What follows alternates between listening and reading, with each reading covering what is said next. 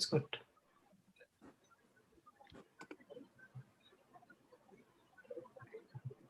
You guys can see my screen rather well, right? Yes, Yes. yes. Yes. Are we live? Yes, yeah, like. So, hello everyone. Thank you for joining us today. We have Professor Siddhartha Mishra speaking on how mathematics impacts the real world through computer simulations. And we will start with an introduction by 𝗫𝗺𝗃𝗁. Jay. Yeah, so good afternoon, everyone. Today we have with us Professor Siddhartha Mishra. Professor Mishra has done his BSc in Mathematics and Physics from Utkal University in Bhubaneswar, and has done his Masters and PhD from a joint program run by IISc and TIFR from Bangalore. Later on, he went to work in the University of Oslo and is currently a professor in applied mathematics at ETH Zürich. His research interests include numerical analysis, nonlinear partial differential equations, computational physics, and modeling and simulations. He has worked on various systems from geophysics, climate science, and even biology. And he was also the recipient of various awards, such as the Richard von Mises Prize by GAM in 2015, the 𝗫𝗍𝗵𝗵𝗿 Prize 2019, and the Infosys Prize 2019. Without further ado, I would like to invite Professor Mishra to give his talk. Thank you very much, Jay, for this kind introduction and also for the invitation. Good evening, everyone. So let me straight dive in because, yeah. So many of you have come from a mixed background. I suppose not everyone is a mathematician, and many of you are learning to be mathematicians or training to be mathematicians. So what do typical questions that mathematicians grapple with look like, right? So I've just chosen a selection. These are either research questions or questions that you will study later on in mathematics when you do a bachelor's or a master's or a PhD. For instance, a branch of mathematics called number theory. A typical question there is, what is the distribution of prime numbers? How exactly are prime numbers distributed? Another branch is algebra. So a typical question is, how many subgroups are there for a particular Lie group, for instance, right? Another question could be, another subject is geometry, where, for instance, the question could be, is there an isomorphism between two manifolds with the same curvature? And topology, you could have some questions like, is a torus homeomorphic to a Klein bottle? Or in analysis, where are the zeros of the Riemann zeta function located, right? Or in differential equations, are the solutions of Navier-Stokes equations in 3 dimensions unique? So these are a whole set of questions that mathematicians grapple with. And the point is that these questions don't seem very connected or correlated with what other scientists do, right? Physicists, engineers, chemists, biologists, and so on. So let's look at some of the questions that these people have to grapple with in their professional lives. So here's a question which comes from geophysics, and I chose these examples because I'm also going to talk about some of them. So if, for instance, a geophysicist, the question that they ask is, now this is just a cartoon or an animation, what is the maximum runoff height for a tsunami hitting the coast? So this is a typical question for a geophysicist. For an aerospace engineer who is trying to design aircraft, the typical question is, what should be the shape of a wing of an aircraft to reduce the drag, for instance, or maximize the lift? For a solar physicist or an astrophysicist, the question could be, how is the solar corona 1,000,000 degrees, right? And this is the typical, well, why is the solar corona 1,000,000 degrees? A question for a petroleum engineer is, so, you know, when you produce oil, you have to pump water through to the well, and using the pressure of the water, you pump oil. So here is water, and here's a production platform, oil is coming out. So the question is, how much of water should we be pumping in order to extract an optimal amount of oil from a reservoir? So there's another question for a geophysicist or a petroleum engineer. And biologists also ask questions like, when tissue grows, how come the proportions in the tissue, developing tissue, are perfectly patterned with respect to size? How come a baby looks exactly the same in terms of proportions as an adult? So questions like this is what grapple scientists, right? And as I sort of went through these questions, they look very, very different from the typical questions that a mathematician deals with, right? So there seems to be a priori some sort of a disconnect between the questions that a mathematicians think about and questions that a scientist or an engineer thinks about in their day-to-day life. But it turns out that some of these questions that a scientist or engineer asks and is interested in solving, these and many, many more questions, they cannot be answered without modern mathematics, which is an interesting point. And in fact, answering these kind of questions, I would say maybe changed or shaped at least the very nature of mathematics. And this is what I want to talk about, because solutions of these questions, the questions that scientists and engineers ask, requires many things. It requires modeling. So you have to understand the system, you have to model it. It requires typically the design of efficient algorithms, because modeling is not sufficient. You can't write down analytical solution formulas. It requires large-scale simulations, sometimes small-scale simulations, but mostly large-scale simulations. And finally, these days where there's a lot of data and a lot of data-driven platforms, it's also important to make your computations data-driven. So these four aspects are somehow what shape or what are behind modern applied mathematics. And what I'm going to do is that instead of giving you a talk which is at a very high level, let me illustrate this process through 3 examples. And these 3 examples are chosen by me because I've worked on them. So I know inside out of what went on. So needless to say, if you have questions at any point, you can either unmute yourself or you can ask in the chat button, or you can raise your hands, whatever way you prefer. So let's try to go through some examples, and I hope I'll have time to go through all the 3 examples. Let's see. So the first example starts with actually a picture, beautiful black and white photograph of a place called 𝗵𝗺𝗵𝗍 in Alaska. Okay, Alaska is sort of a very wild landscape, and you can see that this is a very rugged landscape, right? Lots of mountains, snow, and there is this beautiful bay here, which is called 𝗵𝗺𝗵𝗍. Why do we care about this? It's a complete, desolate, nondescript place, right? We care about this is because there was an event here that happened on the 9th of July, 1958, some years back. So remember that Alaska is in the North Pacific, and this is a very sort of active seismic zone. So there's an earthquake. It was 7.8 on the Richter scale, so a fairly powerful earthquake. Because of this very powerful earthquake, there was a rock slide. You know, when the earth shakes, there could be rock slides, and these mountains have sort of porous rock. So there was 30 million cubic meters of rock, and they went sliding down into the bay. And you see that the bay is rather narrow. That's why it's a very narrow bay. And because of this 30 million cubic meters of rock, there's all the rock fell into the water, and it triggered a massive wave, a tsunami wave, with a run-up height of 525 meters. So that was it. It went in 525 meters, which is fine. But the interesting thing here is that the wave height was at least 80 meters. So can you imagine? It's not just the length of the wave, but the height of the wave was 80 to 100 meters. So this was, and this is the most powerful tsunami. It's like 100 meters of water hitting you. So you can imagine a skyscraper of water hitting you. And the reason why we know about this is because people had taken photographs of this place before the event and after the event. And you can see that the entire tree line is completely smashed here, all the way to 525 meters with huge waves that came in. Means just imagine this placid water is able to climb all the way up. This can only happen if there was a massive wave. So this is a massive event, and it's quite a challenge among tsunami modelers, among geophysicists to understand this, right? And to simulate this, means because we want to, in order to understand it, we want to simulate it. And this is easier said than done. So now let me walk you through how to simulate such an extreme event, and then we draw our own conclusions from that. The first thing that goes into it is modeling.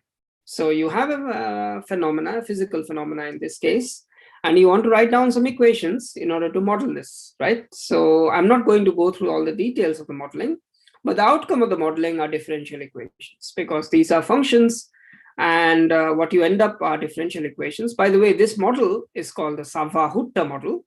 These are 2 Swiss geophysicists based in Switzerland. About 50 years ago, they came up with this model for rock slides and things like that. So because that also is very common in Switzerland. So there are 2 phases now. So there's water, right? So now I have lost my, oh, sorry. So there's water and there's rock, which falls into the water. So these two phases, I call them as 1 and 2. And then height of the water is h1, the height of the rock and the water is h2. And then there are some processes, because it's a granular flow. I'm not going into all the details of the physics. All that I want to say is that I even wrote down the model in one space dimension. It's actually a 2-dimensional model, but that would be too long to write down. So you have mass balance, conservation of mass, and then your momentum balance, conservation of momentum. And whenever you have conservation of momentum, you use Newton's law. And Newton's law tells you that the rate of change of momentum is acceleration, and that is given by the force. Rate of change of momentum is a force, and the force has several components to it, right? And there are tons of parameters that come in even into the simple model. They are numbers. These are numbers that have to be specified. There's something called the density between the two layers, the rock and water, friction between the two layers, bottom friction, Coulomb friction, and so on. So the message here is very simple, that whatever the complex physics is there is encapsulated in these differential equations. And the important thing to note is that these are partial differential equations, right? Because the height is a function of time, because it changes in time, right? A wave comes, a wave goes, and so on. It changes in time. And it's also a function of space, because it depends. The wave here is very different from the wave here, is very different from the wave here. So it's a function of space, which you parameterize with 2 parameters here. Height is used as a variable rather than a parameter. So as a consequence of this, your partial differential equations, these are partial derivatives, and these are nonlinear partial differential equations. Why? Because you have quadratic, you have nonlinear functions here, quadratic functions here, and some nonlinearities here. And in fact, this is even more complicated. This is a hyperbolic system, because partial differential equations are elliptic, parabolic, hyperbolic. This falls into the hyperbolic class of equations, which is essentially modeling wave propagation. So things move as waves. So now you write down these equations. Some people do some analysis, but the main point is writing the equations is not enough, right? Means that's the first, this is the physics that comes into the equations. What you want to do is to somehow solve these equations. Now, solving these equations analytically is impossible. You cannot write down exact solution formulas for these equations. This is only possible for very, very simple equations, not for these kind of complicated equations. So what you have to do in order to understand them, to predict phenomena with respect to them, is to come up with some numerical simulations. So instead of solving it by hand, we put these numbers into a computer, and that gives you a result. So this is where my work comes in. We call this numerical analysis, as your colleague just mentioned. This is what I work on. So you do numerical analysis. And numerical analysis of differential equations, at least, is you replace a continuum object, right? Spatial derivative, temporal derivatives, functions, you replace them with discrete objects, because discrete objects is what you can put on your computer. And these discrete objects are, for instance, point values. So it's just in one space dimension, because it becomes a bit complicated in several space dimensions. So in one space dimension, you have a grid. So you take space, you put a bunch of grid points in space, you have time up here, you put a bunch of points in time, and you convert this continuous domain into a mesh or a lattice, right? So you have these points, and what you want to solve are point values or cell averages. But in this case, point values is good enough. And then the change of these point values over time is given in terms of something called fluxes or fluctuations. But this is a detail that I'm not going to go into. The point is that there is a consistent way to discretize these equations, to convert them from continuous objects into discrete objects. Okay, fair enough, we do that. And then you implement this on state-of-the-art machines, because these are complicated simulations. You implement them on GPUs, graphics processing units. And let me show you the movie of the simulation. So remember the situation that I am in. So there is a lot of rock which is going to slide down. This is going to trigger a wave that is going to climb up here, that is going to move here. And I'm going to simulate this with these equations and with discretizations, which in a cartoonish manner are, as a caricature, are represented by what I just said. So let me show you the movie. Professor Mishra, there are a few questions on the equation. Yeah. Would you like to take them before the video? Yeah, fine. So one question is the different terms in the question, what do they represent? So there's the first term, just delta t q1, and then the second term. This one's, so this is a time derivative of the height, right? Delta t Yeah. is, this is the partial derivative with respect to time. This is a partial derivative with respect to space. So think of height of a wave is a function of time and space, right? So this is just a partial derivative with respect to time. This is a partial derivative with respect to space. So if you guys learn something like Newton's laws, or even simpler than that, Bernoulli's equation, you will see objects like this. Okay, so these are just partial derivatives with respect to time and partial derivatives with respect to space. My apologies, because some of you might have just started in your first year and you probably don't know this fairly standard notation. Okay, so these are just partial derivatives. So you have a function, and you differentiate the function with respect to one variable time, you differentiate the function with respect to another variable, and physical laws are expressed as relations between these objects. For instance, the rate of change of velocity is acceleration, which by Newton's law is equal to force. So the rate of change of velocity is given somehow hidden here, and the forces are given, for instance, by this object here, this is a pressure, and by this object here, another pressure, and some sources. So some friction, and so friction is taking away some momentum from the equation and things like that. Okay. So Vatsal has specifically asked what is the second, where q1 square by h1 comes in and g by 2 h1 square comes in. What is that representing? So q1 squared, q1 is a momentum, right? So q1 is nothing but h1 v1. Okay. So h1 v1 divided by h1 is v1 squared. So this is dx of v1 squared.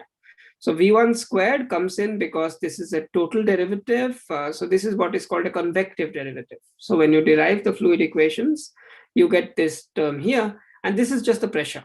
So this tells you that because you look at the units here. So this guy has the unit of height, okay, of distance, and acceleration due to gravity. So all of you know what is acceleration due to gravity. So if you take the units of these two guys, then you see that this is the units of the pressure. So the pressure gradient, because things flow, you know, things flow from high pressure to low pressure. So the rate of, so pressure always exerts a force, or pressure gradients exert a force.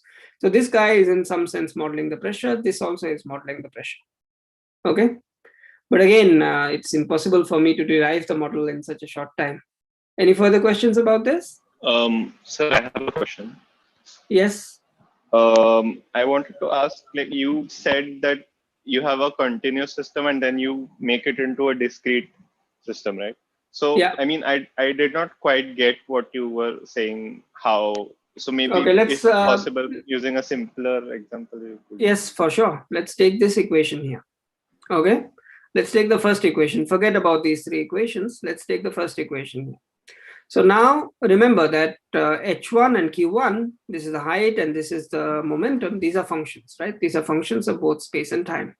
Now remember, on a computer, we cannot store continuous objects. We cannot store objects which are a continuum. So we have to make them into discrete. So now remember, so this is my domain is, so this is, let's say time is in this direction, okay? And space is in this direction. So now let's say that you are from 0 to t, some final time, 1, let's say time 1, and space, let's say, is from -1 to 1. So now the space-time, which was a continuum in general, I'm replacing it with a bunch of points, okay? So a bunch of points, but of course, these points, I have the freedom that as I take more and more points, I'll fill space more and more. So the first thing is I have to discretize this continuum here by this lattice, which is a bunch of points. Is that clear to you? Yeah, so that's the first thing, right? So now this is the first level of discretization. The second level of discretization is, so I've discretized this h1 and q1. So instead of looking at the, instead of looking at the function at every point, I'm just looking at these, at all these points. But of course, remember, as I reduce my, what is called mesh size, and as I reduce what is called my time step, I'll have more and more points and I'll better and better represent the function. So this is the first thing. The second thing that you do is you have gradients here, which are continuous objects. A derivative is a continuous object. A derivative here is a continuous object. So what I'm going to do is I'm going to replace a continuous object, a derivative, with a finite difference. Okay, that's essentially the case. We all know what is a derivative. For instance, a spatial derivative. I can, let's say at this point, a spatial derivative could be, for instance, the value here minus the value here, divided by 2 times the distance here, right? So this is the standard definition of a derivative. Of course, if the distance is small, this is indeed by Taylor's theorem, a Taylor series, this is a good approximation. Similarly, for the time derivative, this is a value further in time, this is a value at the current. So the difference between them divided by your time step delta t gives me a time derivative. So this is how you derive these things, okay? So you replace the function by point values and you replace derivatives by finite differences. And this gives you a system which is completely discrete, right? So at any time you have a finite number of values, and at the next time you have another finite number of values, and you have related the two of them. So given this, you find this, given this, you find this, given this, you find this, and so on. You march forward in time. So this is, of course, a caricature because things are a little bit more, tad more complicated, but perhaps that's not of so much of interest here. Is that clear for the person who asked the question then? Yes, sir. Hello? Sir. Yes, good. Sir, Are there further questions? No. So just to be clear, the smaller that you make your discretization steps, the better it is for the model, right? The better it is. The better it is as an approximation. Yes, absolutely. Okay. Because this is very intuitive, right? Because just think, if you have more and more points, then it's going to be more and more filled up. So, yes. And the smaller all of you know this, right? The limits of so if you take the value of the function at 2 different points, take the difference between them, and let the distance go to 0, you get a better and better approximation to the derivative. So roughly speaking, that's what is going on here. Yes, sir. Yeah. Any further questions on this? A question from YouTube, which is actually in the same context, is asking, so how do you ensure that the solution doesn't lie between the discrete points which we have decided, the discrete points that we have decided? The solution cannot, I see a point, but this is, it's not a part of, because the solution is, we only are computing the solution at the discrete points, right? So at this point, this is a marching method. So in order to find something, in fact, I didn't even discretize here because on a slide you can only put so much. But in order to find the solution here, I just need the values here, the values here, and the values here. And then I find the solution here. I don't, the computer doesn't know what is in between here. This is excluded. If you want to know this, you have to put something called an interpolant. Okay, interpolant is a function which passes through these guys, some sort of a curve here, and then you can know the values in between. But again, the best way to know them is to put more points. Then you know the value in between. So in the approximation itself, the value in between plays no role whatsoever. Yeah? Yeah. Okay, thank you. Okay, so anyway, let me show you this movie and then at least you see something. So remember, don't forget now what I started out with, right? So things are going to fall. Where is the picture here?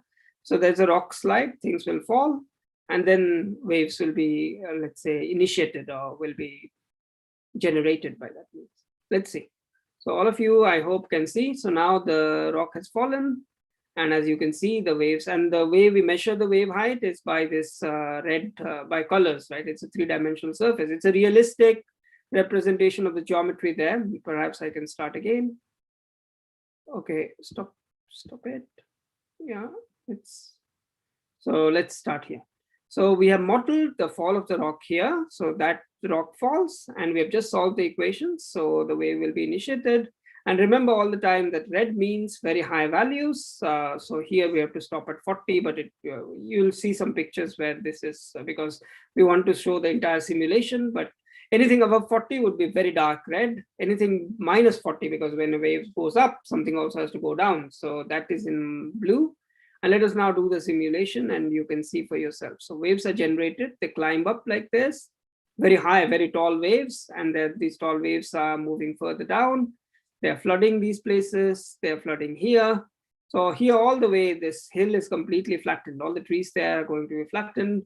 And it looks like a very impressive simulation, right? It's okay, so then it goes on because after the earthquake, these waves have now gone down and so on. So now we change the scales and we want to see what happens in the entire inlet. Yeah, so I can stop it and I can show you some stills now just to look at, to measure the solution. Let's see. Yeah, okay. So here is a still at 39 seconds. 39 seconds after the runoff. So things fell down, right? And then now you can see some very, very tall waves. First of all, the waves are going in at a high velocity. And then you can see that there are very, very tall waves here, including a wave which is 100-meter high. So this is indeed what was observed there. And this is what has been simulated here. So the simulation is able to match the observation. Okay. Are there some questions about the simulation now? So this was the output of what I put in here. So you put in, you implement this on a computer, on a high performance graphics processing unit, and this is what the end result is going to be. Okay, so but however, this is so one can be very happy, right? That okay, you have solved the problem. We have a simulation that matches observation. However, there is a teeny weeny little problem, and the teeny weeny little problem is a very severe problem, and this is also a problem not just in physics and engineering, but in many, many other fields. That as inputs to the simulation, we have to use initial conditions, boundary conditions, things like that. But we also have these parameters here. These are physical parameters. They have some physical meaning. And these are the layer density ratio, interlayer friction, bottom friction, Coulomb friction, and so on. So these are there in the equations. And you have to measure them, right? Means you cannot determine them from first principles. So in order to get the simulation, you have to measure them. But who has to measure them? Physicists or geophysicists have to measure them. You measure them in the lab, and then you try to do some measurements, and you see that these measurements are very uncertain. What do I mean by that? So if you repeat these experiments, not the simulation, but the experiments for these parameters, then there is a large amount of uncertainty, which means that the standard deviation of these measurements is comparable to the mean, which means that these measurements are essentially useless. If you make 10 measurements, then and you don't get a proper value. So there's a lot of statistical spread in some of these parameters, which means that each time I do a simulation and I put some of these parameters into my simulation, it might have no meaning because the physical quantities there, the actual physical quantities, the physical parameters might be very, very different from what I have measured. Okay, so this is a big, big problem in simulation science, that there is an enormous amount of uncertainty in the measurements. Okay, and this is true for biology, this is true for physics, this is true for engineering, everywhere. Depends on engineering, you don't want it to be very, very uncertain, so you try to reduce the so-called error bars. In physics, you are stuck with whatever observations or measurements that you have. In biology, these are very, very large. Okay, so the fact that your simulation, so in a way, the simulation is a single simulation in that sense is useless, right? And are there some questions? Anytime there are questions, I don't see the chat, but yes, so one of you can see the chat and ask me the questions. So Professor, yes. So these the values of these parameters being deviating very, very largely, this is a property of the equations that we are using, or the numerical technique that we are? No, it has nothing to do with the equations. It has nothing to do with the numerical techniques. It has all to do with the underlying physics of the problem, right? So remember that I have to measure, for instance, density of a certain porous rock, which might not be the easiest. Density of water, all of us know, but the density of a porous rock, it's like measuring the density of sand. It depends. There's a lot of variation.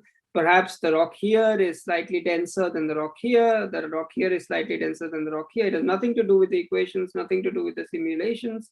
And then, of course, when you make measurements here, perhaps it's different from the measurements here, it's different from the measurements here, and so on. Okay, so now the physics here is that you are assuming some sort of a macroscopic description for essentially microscopic problem. Similarly, there are parameters like, what is it called, let's say bottom friction or Coulomb friction.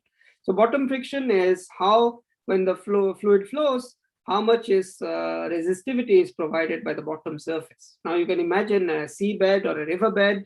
It's again sedimentary rock, a porous rock. To measure these things is very, very hard. It has nothing to do with the equations. It has absolutely nothing to do with the simulations. It's somehow intrinsic to the physical situation that you are trying to describe. Okay. Yeah. Was there a question in the chat? I saw something. Yes, Vijit has a question. Vijit, if you're here, would you like to unmute and ask? No, it was answered by the first question only. No. Okay, perfect. So now you guys understand why there is so much of, let's say, why there is so much of uncertainty in this particular system. So it has nothing to do with the simulations, but the simulations have to reflect that. They have to somehow come out with answers to this. Did someone ask a question now? Yeah, I have a question. Yeah. So, to measure the friction, do you actually collect samples from this place, or do you just guess or estimate? No, people do this in the lab, right? Means I doubt if they actually they look at the type of rocks, and then these rocks have some samples in some labs, and then they do it from there. I don't do any of this, right? Means this is a very, very well-defined subject, meteorology, and people know some of these numbers. The point is it cannot be done with a lot of precision. That is the main point. Okay, so this brings me to a topic or let's say a keyword, which is very important in this context. Again, was there another question in the chat? Because I keep on, no? There are actually a couple of questions. Yeah, why don't you ask me? Because I can't really see them. So 𝗏𝗵𝗿 has asked in the chat, 𝗏𝗵𝗿, would you like to unmute and ask if you're here? Hi, I wanted to ask, so these physical situations that you speak of, where there are fluctuations, where the fluctuations away from mean are significant, are these very common physical situations? Yeah, many contexts there. Well, it depends what you are looking at, right? But many contexts they are. As I said, for instance, in biology, this is very common. If you want to measure things like some properties of cellular media and things like that, these are very common. It depends, right? Means it depends on what you're looking at. As I said, in engineering, for instance, if you're looking at uncertainties in the shape of an aircraft wing, you cannot have a lot of variation there, otherwise aircraft won't fly. Means so human processes tend to be less uncertainty, right? Whereas physical processes, it depends also on the observations. In astrophysics, for instance, this is an extreme example, what I showed you, where the standard deviation is close to the mean. But even if the standard deviation is 10% of the mean, still it has a high signal to noise ratio, a noise to signal ratio, right? And that is also, it's only less than 1% of the mean is what is considered to be, you don't care about this measurement noise. But in engineering, it's like maybe 1%, let's say. But in these problems, it is geophysics, in general observational physics, biology, it is much more than 10%. But that was a good question. Thank you. So another question from YouTube is that if the standard deviation is comparable to the mean, can we use another distribution to model it? For example, Poisson distribution. This is not a function of the distribution essentially, because to talk in terms of distributions, you need a lot of samples, right? Here, this is you don't have that many samples, because in the lab you don't get Poisson distribution makes who knows what is the underlying distribution here. You don't have the sort of richness of samples to sort of put a PDF probability density function for the distribution. So I don't even know. I think the assumption here is that it's all uniformly distributed. So it is not really Poisson type. It's not a function of, this is what the experimental data tells you, because there is not a lot of data. Okay, this is the main problem here. That makes sense. I just have one more question before we continue. So if there are these possible errors in the simulation, why were there parts of it that you actually got right? Well, this is did we means the question is, did we? This is what I'm going to explain in the next few slides, right? So have a little patience. Okay. But anyway, this problem itself is forget about all the description here, divergence and so on and so forth, because I have to write something. Like I didn't know the level of you guys, because anyway, let's try to look at the.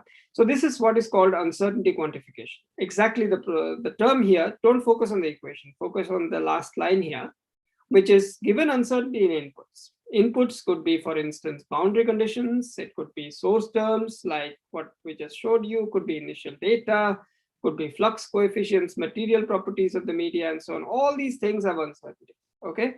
So these are the inputs to a PDE. So here I write down a PDE, where this is a time derivative, this is a divergence operator, which is you sum for a vector, you take the gradient with respect to each coordinate and then you sum it up. Okay, that's what is the divergence. And all these objects, the details here are not important. What's important is that there is a lot of uncertainty in the inputs, which will imply that there is uncertainty in the solution. So from the perspective of a person in doing applications, a domain expert, is not enough to give them one single simulation, because this can be meaningless, right? Because you change these parameters slightly, who knows, or large in a big way, who knows how this simulation is going to change. So uncertainty quantification tells you that it's not enough to give me a single shot of the simulation. You have to give me some statistical information about the simulation. And this is what is very, very important. So it's computing statistics in the solution and on the fly, because without this, there's incomplete information. So this is the question that you are asking me, Pratyush, right? That there is this uncertainty, and can we quantify this uncertainty? Is the objective clear now? So given some uncertainty in the inputs, I want to compute uncertainty in the outputs. A single simulation does not cut it.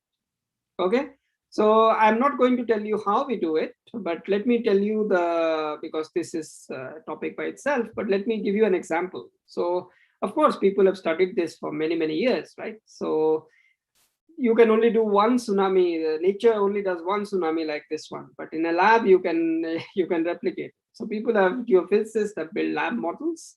So this is a scale model. This is actually in a lab in a tank, right? So you build this. These proportions are to scale, as you can see, 524 meters, but this is just in the scale coordinates, because everything, the equations are scale invariant. Physical equations are scale invariant. So they have modeled the inlet. So this is a one-dimensional version, a caricature of the problem. Then they can control the amount of mud. They have some mechanism by which they can control the amount of mud that is going to go down. And then this is going to create waves, and these waves are going to run up, and you can measure the velocity of the waves using some velocity interferometers. You can measure heights and so on and so forth using cameras.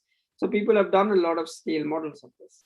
So what we did is that we took our simulations, we added this uncertainty quantification to it, and now we wanted to do comparisons with the experiments, because people have done these experiments. So there, now you see. So this is just the height of the run-up. Remember that this is going to go 524 meters. So this is the height of the run-up. And as you can see, the experimental data is, this was a single experiment. Well, this was a single experiment. So you can see that the experimental data gives you an object like this. And we do an uncertainty quantification of our simulation, right? Remember that. So this is what we do. Our mean is in green. So you can see our mean is in green. And we also provide a risk region. So not only do we provide the mean, the risk region is mean plus minus the standard deviation or something like that. Okay, this is the risk region. And now you can see these are my collaborators here for this, but that's, I'll tell you a little bit about how we do the uncertainty quantification a bit later. But look at, in this part, where we know the physics well, we do a very, very good matching with the experiment. So this is the experimental mean, okay? The experimental mean, we didn't have access to the experimental standard deviation, but we have the experimental mean, but our own standard deviations are rather low. So even if the inputs have 100%, sort of a 100% standard deviation, the outputs, there is not a huge amount of standard deviation. And we match the big height, the big wave in the beginning quite well. Of course, here this becomes a little bit more murky, because then the physics is much less certain. What happens later on is much less certain. And clearly we match the shape, but we don't match the exact times. You know, this is the modeling errors that you cannot approximate. But the fact that we have access to this kind of almost in this part, we certainly, our measurements, our experiments, our simulations lie within the risk region, lies within the experiment in many interesting features. Here it does not. So here the physical model really fails. But this is the interesting bit, right? This is the big height. Because when the tsunami hits you, the first wave is the dangerous one. It doesn't matter if you have some back waves. Means if you are, so this was sort of a very satisfactory result, because we are able to compare with an experiment. But of course, you can ask me questions once I show you the two-dimensional simulations, because we can do this now in 2D. Means if you can do it in 1D, we can do it in 2D. And what I'm going to show you is not a single simulation, but the mean and the standard deviation. Okay, because this is what is convincing information, right? So this is the mean. Remember that earlier here I was showing a single simulation with one particular parameter vector. Sorry. Now I'm showing you the mean. So now this is the mean at 39 seconds. We have clipped it at 60, but this is the mean is like 80 or something here. As you can see, this very dark red here. So this is the mean, but okay, everything matters in the standard deviation, right? This is, let's see what happens to the standard deviation. Now look at the standard deviation or the variance here. The variance, so the mean is very high, about 100 here, right? On the other hand, the variance is very low. It's like 1. So in this part, which is the interesting bit here. So even if my inputs to the problem had a huge amount of standard deviation, I put them through a nonlinear PDE, right? And who knows what nonlinearity does? Nonlinearity can reduce variance even if there is a high variance of the inputs. It can also increase it. Nonlinearity can go either direction. So in this case, nonlinearity, what it does is that it squashes the uncertainty. So even if you have a lot of inputs, variance in the inputs, this doesn't seem to matter to the nonlinearity. It squashes them, so you get very, very low standard deviations of the output. So the output is like 1% here. Maybe it's a bit higher here, but it's never comparable to the mean. So the mean was like 80 or something here. The variance is about 20. The standard deviation is a square root of that, right? So standard square root of 20 is about 4. So 4 divided by 80 is 120, so 5%. So even if the inputs are 100% uncertainty, in output it's 5%, that's fine. So a single simulation was not such a bad idea because but you couldn't have known it a priori. So this is later at 2 minutes. So now again, you can look at the mean. So of course the big waves have receded. The biggest waves are here in the backflow here. And now again, we look at the standard deviation. The standard deviation, the variance is now 2.5. So the mean was 30. The standard variance is 2.5. You have to take a square root. So this is about square root of 2.5 is much less. It's about 1 point something, right? 1.2. So this is like 133%. So what does the simulation tell us? The simulation tells us that once we have done uncertainty quantification, we are more able to trust our simulation. Because without that, before that, this could have been completely useless. So it was essential to do this kind of computations. So if there are some questions, then I can explain briefly how we did this kind of a simulation, right? So now that simulation that was done before, a single simulation was not such a bad idea because there's not a lot of standard deviation. But as I said, it's not clear a priori whether that is the case or not. So are there some questions about this, or I can move on further? Sir, I have a question. Yeah. My question is, suppose we want to simulate it for a slightly different situation where parameters vary by a small amount. So in that case, won't this simulation give us the same result because its deviation is 100%? No, this is see, we don't have the this is for this particular situation, right? In general, you cannot say that. As I said, nonlinearity, the point about nonlinearities is they can make small things big. They can also make big things small. So a priori, you don't know whether something small can become big or something big can also become small. So in this case, the initial uncertainty or initial variation was large. And this is something you have no control on because this is what it was, right? Means when you made these measurements, this is what you observed. Now somehow the nonlinearity, now this is not so well explained, but there are some, let's say, some intuition why this happens. So it sort of squashes these uncertainties and make it small. In another situation, it could go the other way around. Even if you have small variation, it could have large variation in the output. So I have several such examples in my work. I don't have it in today's presentation because this was very focused. But so you don't know a priori what goes on. Okay, so in this particular simulation, you can have a smaller parameter range and get the same answers. But this is not in your hands because an experimentalist has to do these measurements and they give you the data. Right, and then you can measure. You see? Okay, sir. Are there any Professor further Mishra, questions about this? yeah, so could you explain why this variance that you're talking about is, not having this variance in different measurements is actually allowing us to, you know, make this. So what is the importance of I lost you this for a bit. variance? Can you repeat the question? Can What you is the hear me? importance? What is the Yeah, relevance so of the variance not being so much so different in different measurements? in output, you mean? Yes, yes, in the output. Well, the good thing then is that you could have done well. There are various first of all, you couldn't have known it a priori, right? So you would have had to anyway do this kind of a simulation. So it's only post facto, a posteriori, that you have learned this. The implications are not much in this particular case. The implications are, if you wanted to issue a warning, then essentially anything here would be destroyed is the warning. It doesn't matter. No, my right? question is for the people in the first year who do not understand what variance really means. What does it mean to have no variance? They don't understand what variance is. Okay. The variance is, I think this is something that I learned in school. So I'm pretty sure that all of you learned in school. So Yes. everyone, it would have been handy to have something to write things down on. But the variance is, everyone knows what a mean is. So you have 100 measurements, you just take the average, and that is what the mean is, right? So the variance is, so each of these 100 measurements, you subtract from the mean, right? You take the square of it, and you add it together. That's it together. Okay, you add it together and you divide it by the number of samples that you have. So variance tells you how much deviation is there from the mean. So standard deviation is simply the square root of this.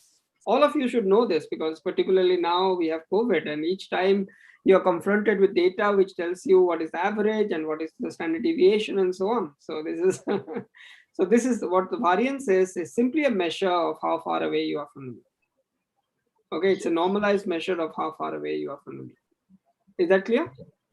So Yeah. Not having a lot of variance means that even though you had a lot of variance in the parameters, in the end result, all the simulations are close to the mean.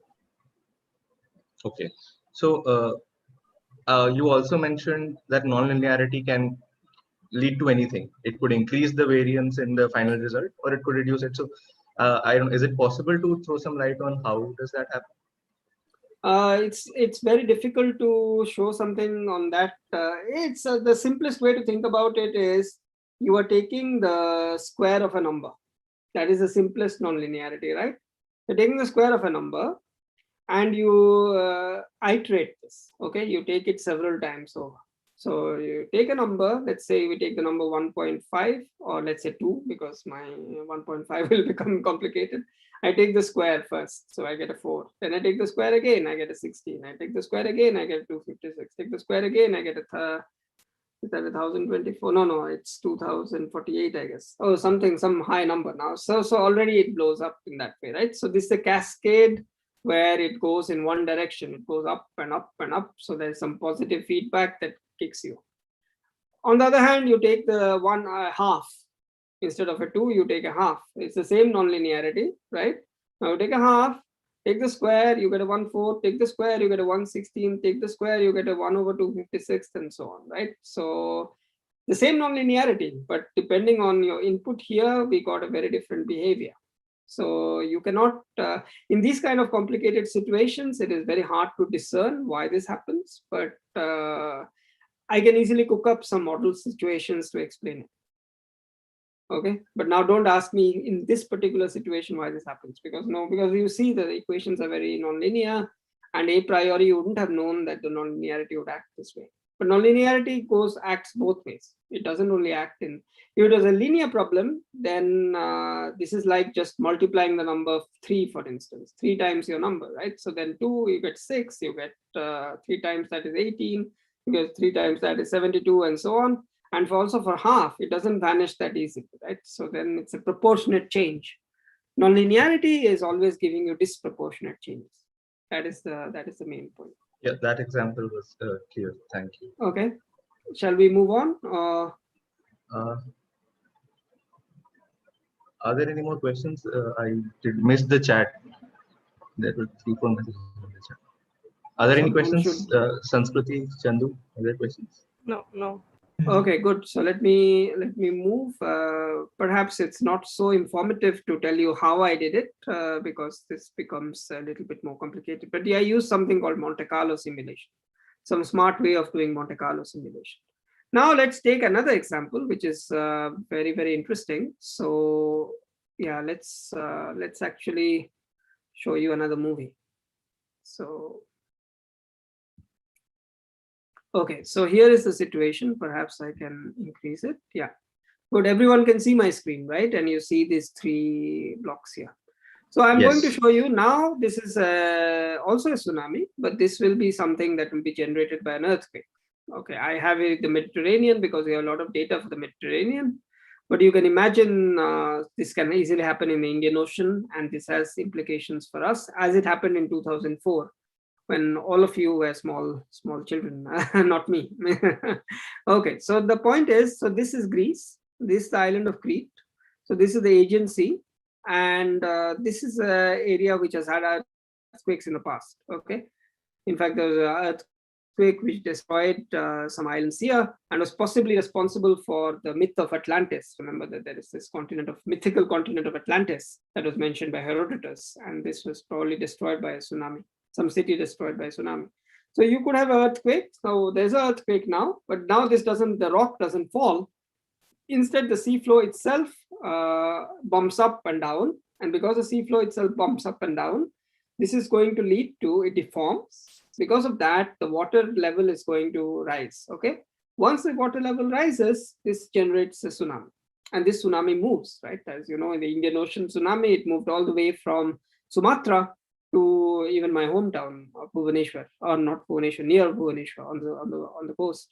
So now what we are going to do is, this is a simulation using the same principles that I showed you before, slightly different equations, slightly different parameters.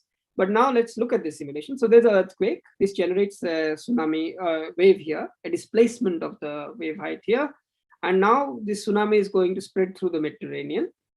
And we are going to measure it at 2 places. So we are going to measure it in this zone, which is around the boot of Italy, right? The heel of Italy.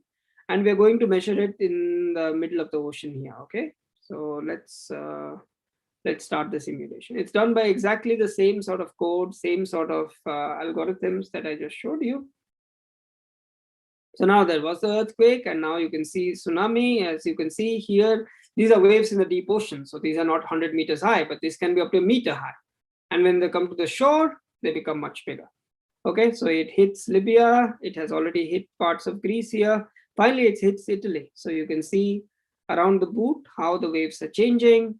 And these are some buoys, some measuring devices, which are sitting in the middle of the ocean.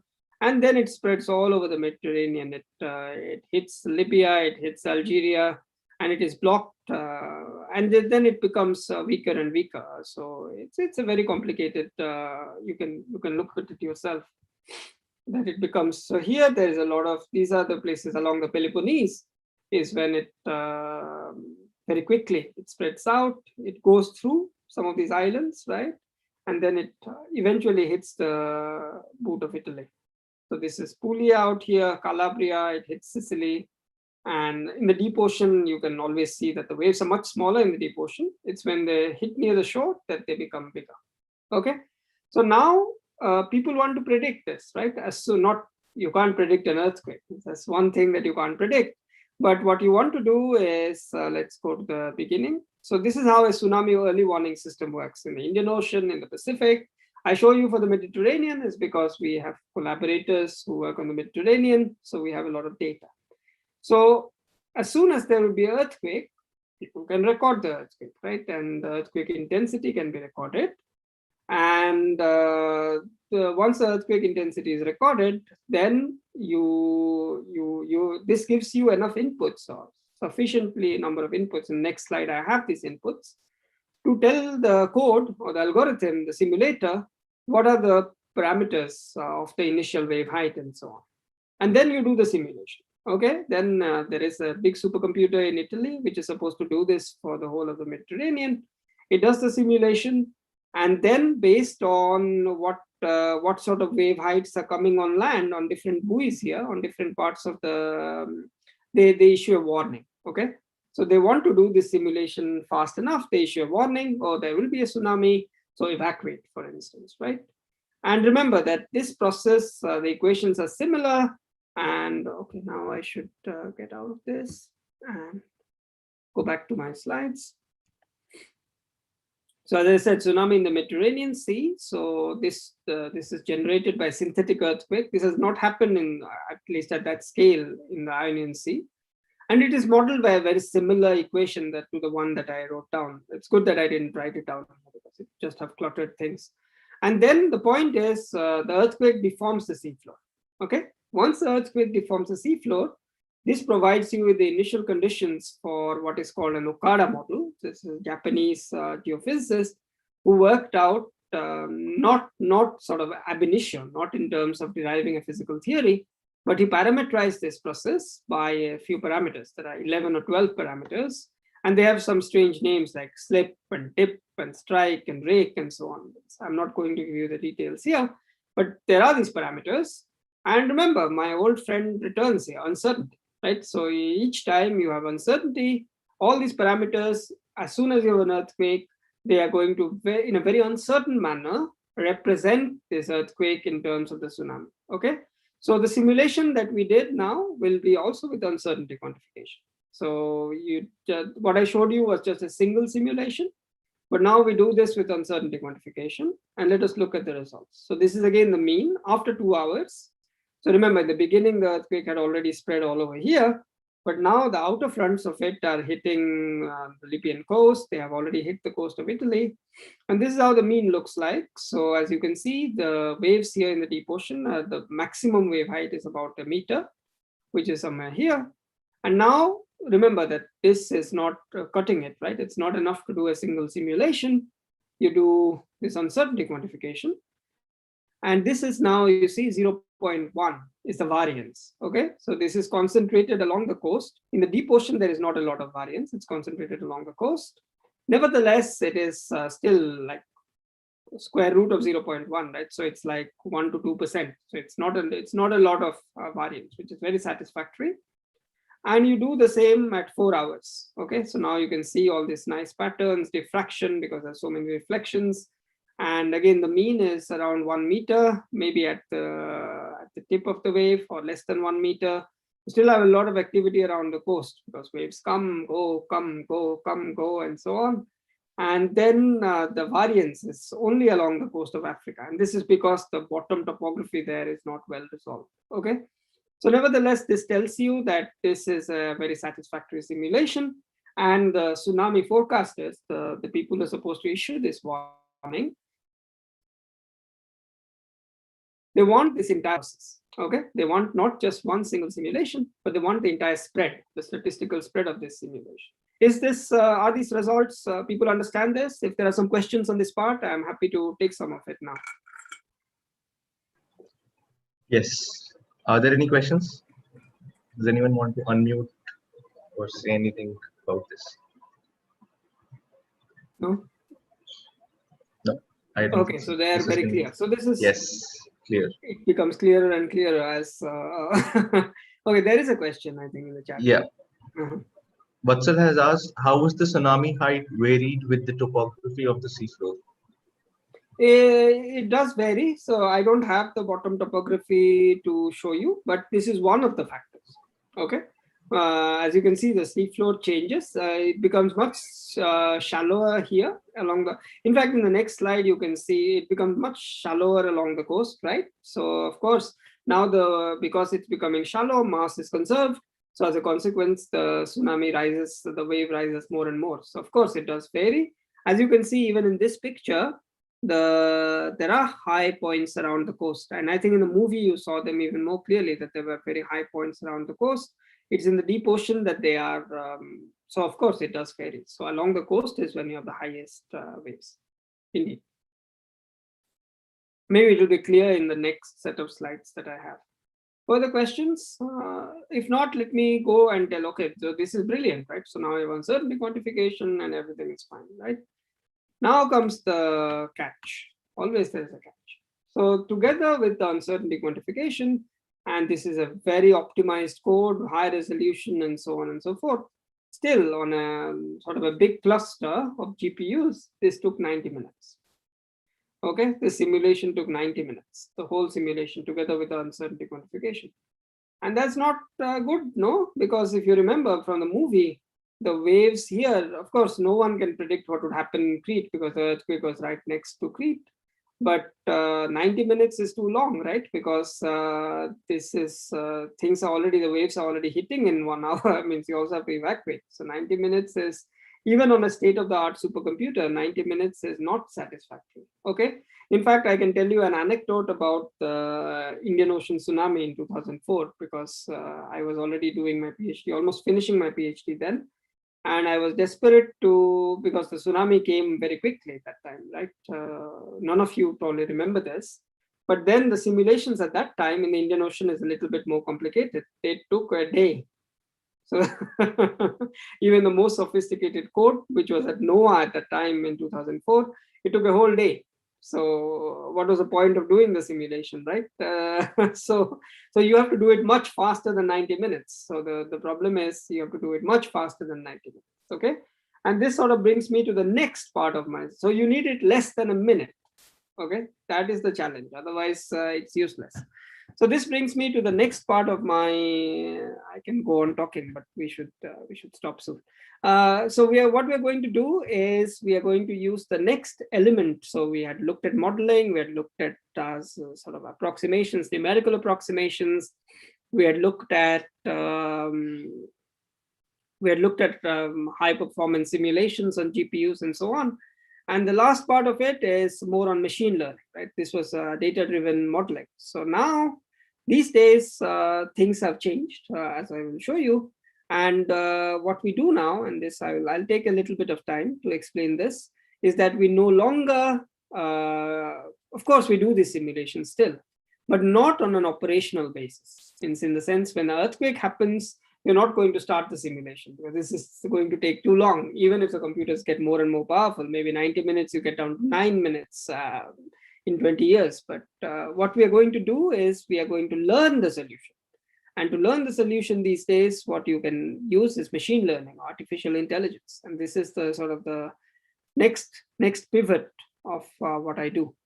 And so nowadays, everyone knows a little bit about machine learning, right? So you have, for instance, machine translation, face recognition, YouTube recommendations, self-driving cars, all these objects. These are powered by mathematical objects called deep neural networks, right? So, and what are deep neural networks? So let's talk a little bit about deep neural networks. So this is my one slide because I don't want to talk too much. You'll learn about it at some point or the other. So deep neural networks, which are responsible for all these massive advancements in machine learning, machine intelligence, these are nothing mathematically, these are just functions. So to us, these are functions. So given the input, they're going to provide you with the output, okay? But the way they provide you output is in a very specific manner. So what they do is just like our brain operates or at some level, at some abstract level, they take information and they pass it through a neural network. They pass it through several stages or layers, okay? And these layers, in each layer, you have very simple mathematical operations. Only two kinds of mathematical operations, as you can see. So C1, for instance, so Y is my input. It could be a vector.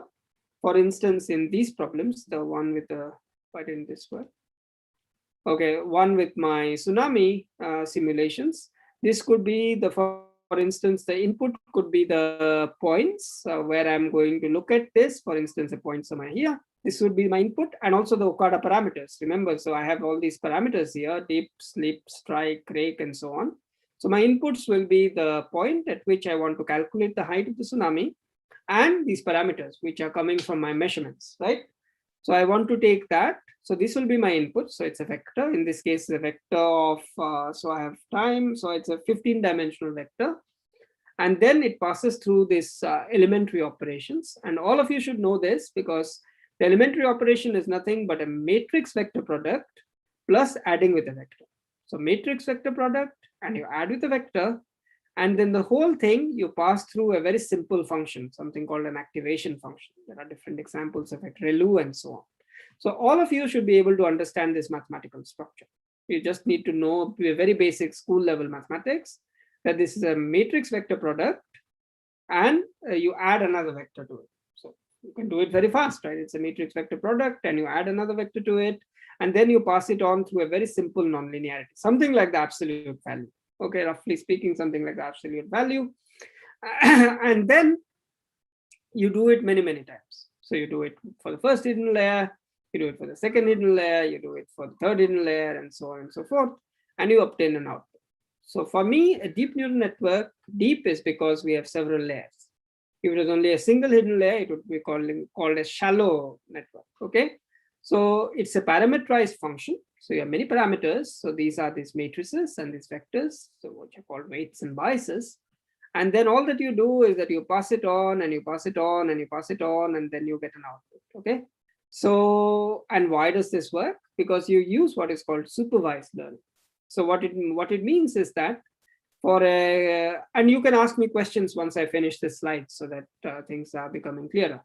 But let me give you my first take, and then you can understand what's going on. Yeah, keep the questions coming, but let me explain it first, and then we take the questions. So now these weights and biases, so these are parameters, right? And these are going to be determined by what is called training or supervised training. So these are in the beginning unknown. You start with some initial values, but then for neural networks, you need some data. Now this data, for instance, could come from some random training set, or there are different ways to generate this data. So data means that you have your input, right? Your input vectors. And for these input vectors, you know what my ground truth or what my solution is. So in other words, let's look at this. So I have input vectors all over the coast. I see that there are lots of questions coming, but I'll take them at one go. So I take points all over the coast and different parameters. For that, I do my simulations a priori. These simulations happen all the time. This is what is called offline simulation. So I do my simulations, and after I do my simulations, I have access to what is called the ground truth. This is the function that I'm trying to learn. And then I try to find theta. Theta is when I put all these together into a single bin, into a single vector. So I have my prediction of the network, and then I look at the mismatch between them, because of course, arbitrary values of this are not going to give you a good prediction. So I take some mismatch, I calculate the mismatch, and I find a theta. Forget about these complications here. I try to find a theta such that this mismatch is minimized. So remember, for every theta, which is a parameter vector, I get a prediction. Of course, on this training set, my prediction is there are some parameters for which it is better than some other parameters. I want to find the ones which are the best predictions. And this is done through what is called a gradient descent algorithm, stochastic gradient descent algorithm. And this is very standard these days in machine learning. So I do these processes, and this will give me a trained neural network, which is going to be a surrogate, technically speaking, but all of you know the English word surrogate. It's a replacement, it's a replacement for actually doing the simulation. Let me take some questions here, and then I will specialize to the example that I have given. Okay? Yeah. So, I know that there were some questions in the chat. Yes. Avni, would you like to unmute? So I wanted to know, what does it mean for a vector to be 15-dimensional? What does it mean for a vector to be 15-dimensional? Okay, that's a good question, right? So far you have learned about vectors being 2- and 3-dimensional, I presume, right? Means 15-dimensional means you just have 15 coordinates, right? So at the moment, if you want to describe your location in a room, you have to tell me what is the length, what is the x1 coordinate, x2 coordinate, x3 coordinate, and so on. So similarly, you can add time, right? So if a fly flies in the room or a mosquito flies in the room, it's also moving around. So to describe its location, you also have to tell what is the time. So that gives you 4 dimensions, right? So 15 dimensions, you just keep on extending. Means mathematically, you can go to infinite dimensions. So these are 15 objects which tell you the state of your system. Okay. So let's give you a simple example, something which is 6-dimensional. Let's say that you have a ball which is moving. And of course, it's enough to know the velocity, the displacement, the location of the ball. That is 3 dimensions, right? The ball is moving, you have thrown a ball. But in addition, if you're able to measure the velocity. So now at any point you are of time, you have the access to where the ball is, but you also have access to the velocity of the ball. IPL is going on, so many of the cameras, they use this. How do you think they calculate, for instance, whether it hits the stump or not, right? So they do this because they also have information about the velocity. So now the state of the ball is described by 3 coordinates of position and 3 coordinates of velocity. So it's a 6-dimensional vector because you have put this together. So that's how you can think of a 15-dimensional vector or a 50-dimensional vector or a 1,000-dimensional vector. In fact, this theta here for the problems that I have is a 10,000-dimensional vector, because once you can do 4, you can do 10,000. So this is how you should think about it. Okay, Avni, is that clear? There are some more questions in the chat. Sir, yeah. Would that mean that any physical situation can have a number of dimensional vectors? I mean, whatever be the number of dimensions, the vector remains physically relevant. Yeah, means it's not because we always think of this, a common confusion that we have, right? We always think of the vector being only in space, means it's only telling you location, but vectors are much more general than that. They need not necessarily be just about location. They're just objects in mathematical objects in this in some vector space. Means if you learn linear algebra, this is the first thing that they teach you, right? What is a vector space? And the vectors can be any physical situation, you can have multiple dimensions. You can even have infinite dimensions. Functions are infinite dimensional. Okay. Okay, thank you. There was another question. No? Vatshal has asked, what is meant by activation function? Activation function is just yeah. So there is this comes from neurobiology, but think of it as not the identity function, but it's a function which is, for example, some of you can even think of it, maybe the simplest is it could be the sign function. Okay, so given any number, you can calculate the sign of it, right? You can think of it and you can calculate the sign of it. So now the point is that what is the sign of a vector? So this was coming back to the question that Avni asked. So what is going to be the sign of a vector? So all that you do is you apply it component-wise. So if you have a sign of a 3-dimensional vector, it means sign of the first component, sign of the second component, sign of the third component, and so on. So activation function is, it has some special properties. There are different kinds of activation functions. But for your purposes, think of it as sign function. That's good enough. Applied component-wise, because the vector has different components. Yeah? Sir, so this W matrix that you had given here, so after every iteration, the W matrix will change, right? Yes. And then, so that's the learning part that we're talking. That is the learning part. Absolutely correct. So the meaning of a gradient descent algorithm is that you have to adjust it. So remember that for any, not just W, the B also is going to change. Okay. So there are W matrices because there are, this is from 1 to capital K.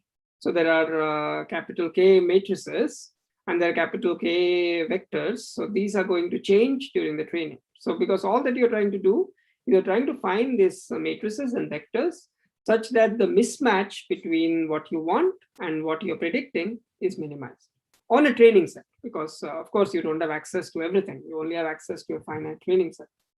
So indeed, that does change. That's the meaning of the learning.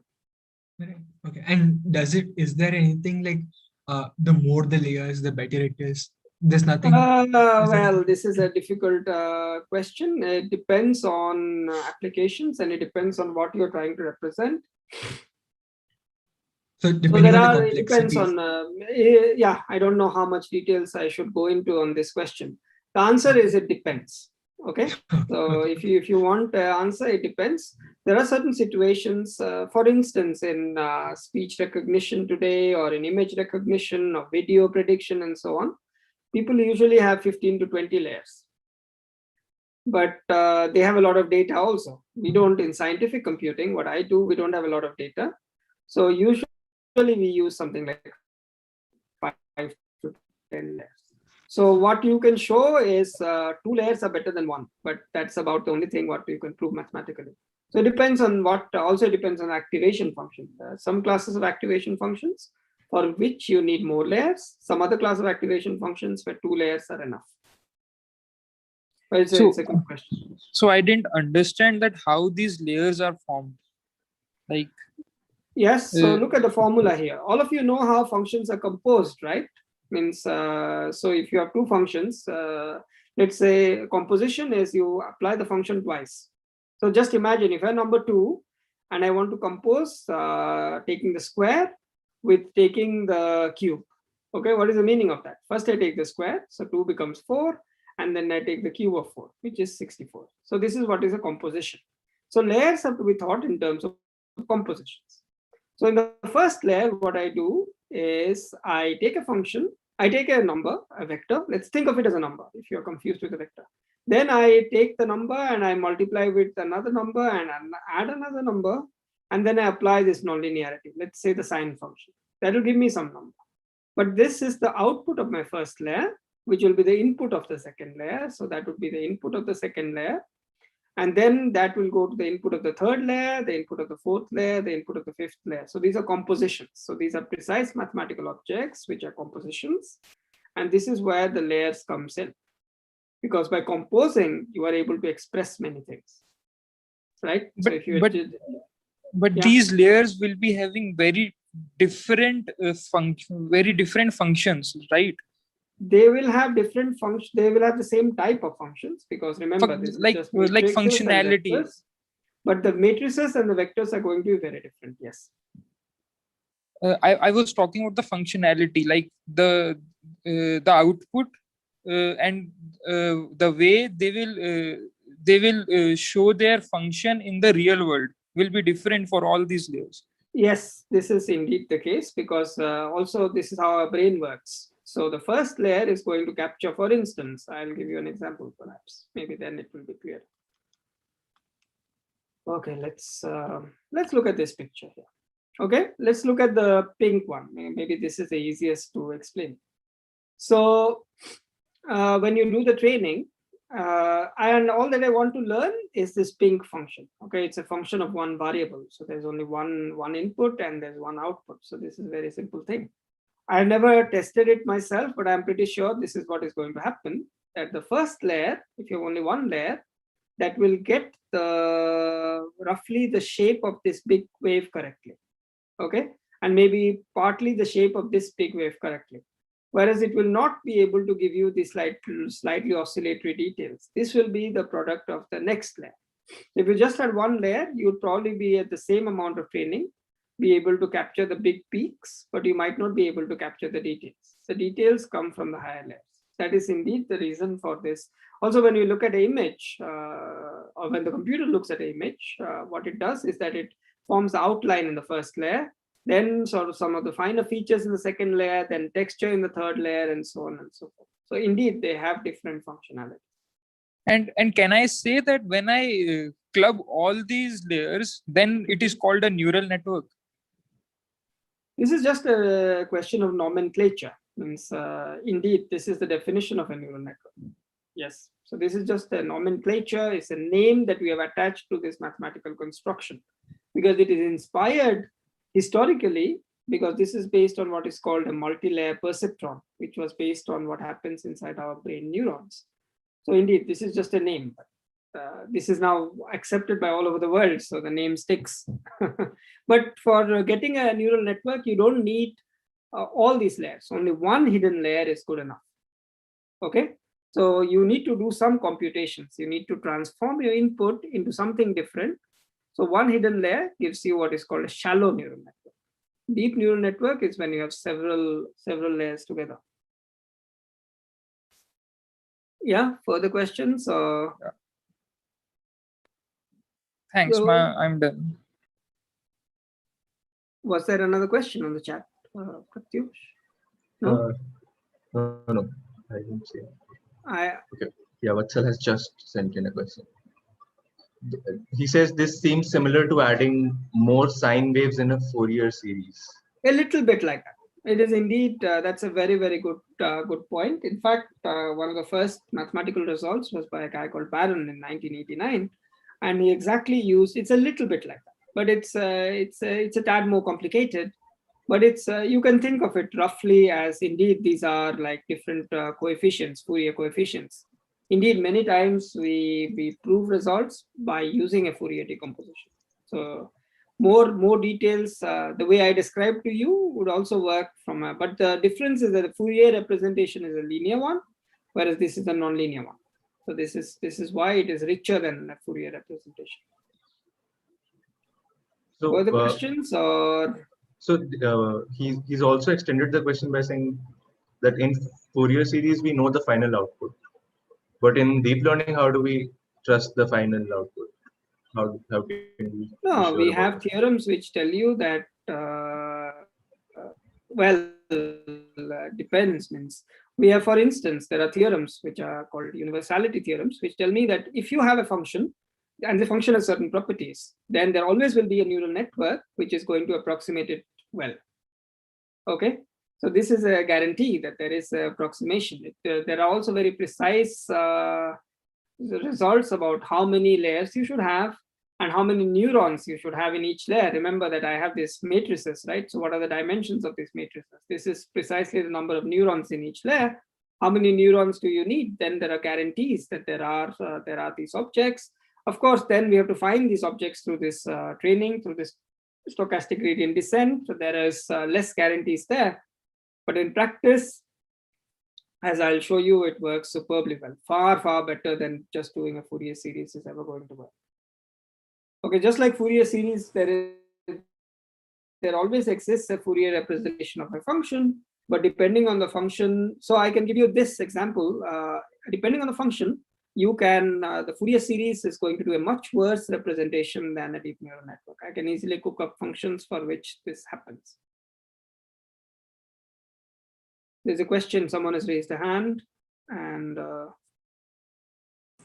yes, I can ask it. J theta can be thought of an error-like thing, right? Here, it is a measure of the error. Okay, it's a measure because this is your ground truth, and this is the prediction of the network given a parameter theta. Okay, so then indeed it is going to be and this p could be 1 or 2. Means this is either an absolute value or a square. So I just put a p because so this is more general than that. This is indeed an error. It's a measure of the error. So all that you have to do is you have to minimize the error. Forget this term. You can think of lambda as 0 because this is a bit of a detail. So I also want to ask one question. So it's about how, like when you were talking about that, we just want to find one hidden layer in the neural network. So what kind of hidden layer are we searching for? Like it would be different for different kind of. Absolutely, it's not a one hidden layer or anything. It's the objects that are there are these matrices, right? So these matrices and these vectors. So this is what we are searching for. So searching for matrices and vectors such that in these hidden layers. Now, if you have only one hidden layer, you have to make it wider, for instance. You have to add more neurons sometimes. But or if you have multiple hidden layers, maybe it can be shallower. So it depends on the application. But we are not searching for the hidden layers. You have characterized the hidden layers by these matrices and these vectors. So this is what you are searching for. And during the training, you're constantly updating them because this training is an iterative process. So it changes as you iterate. So actually, I'm trying to question it through the real world. So that is why I was asking that if I compare it with the real world, which kind of hidden layer we'll be looking for? I didn't understand your question. Means what would be? What do you mean by? What do you mean by the? Can you give me an example? What do you mean? Like when you were talking about that landscape. in the when you were explaining me about the hidden layer. So you were telling that this kind of hidden layer will tell me this kind of bump for the peak. Yeah. So when I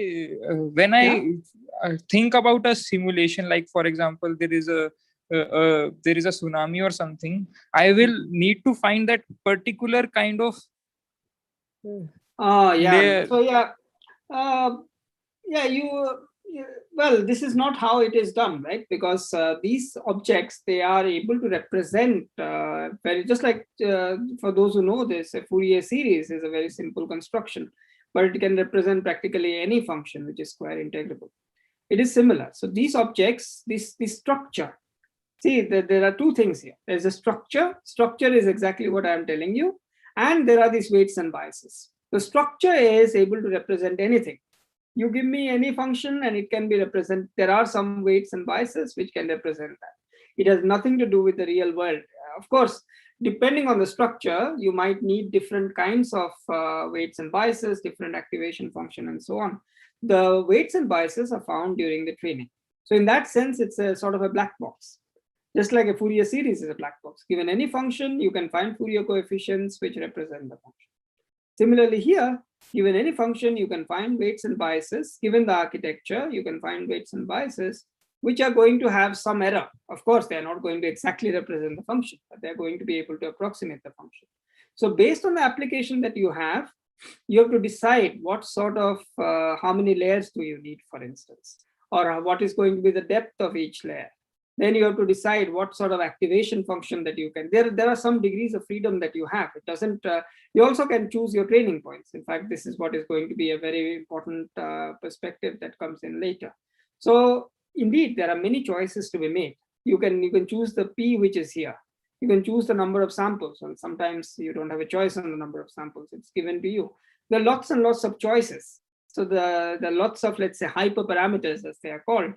So you have a lot of choice, but the structure can represent anything. This is the beauty of the structure. So it's filled with biases, but still it is uncertain. No, this biases is just a word. It has nothing to do with the statistical bias. Okay, that's just this is just a term. It's just a term. It has nothing to do with the statistical bias. Okay. So there is no statistical. There is some stochasticity here, because you're going to use a random training set. So if you have a different training set, you'll get a different result. But also typically one uses what is called a stochastic gradient descent algorithm. So for each run of the algorithm, you're going to have different results. Also, you have to do some random initialization, because these weights and biases, you have to start with something, right? So depending on that, you get different results. But this bias as such has nothing to do with the statistical bias. Okay? It's just a choice of name. You know, I can't choose names. These are fairly standard. Okay. Are there some further questions, or no? Why don't we see the results? So now we want to apply this in this context, right? Remember, we're 90 minutes and we have to reduce it to 1 minute.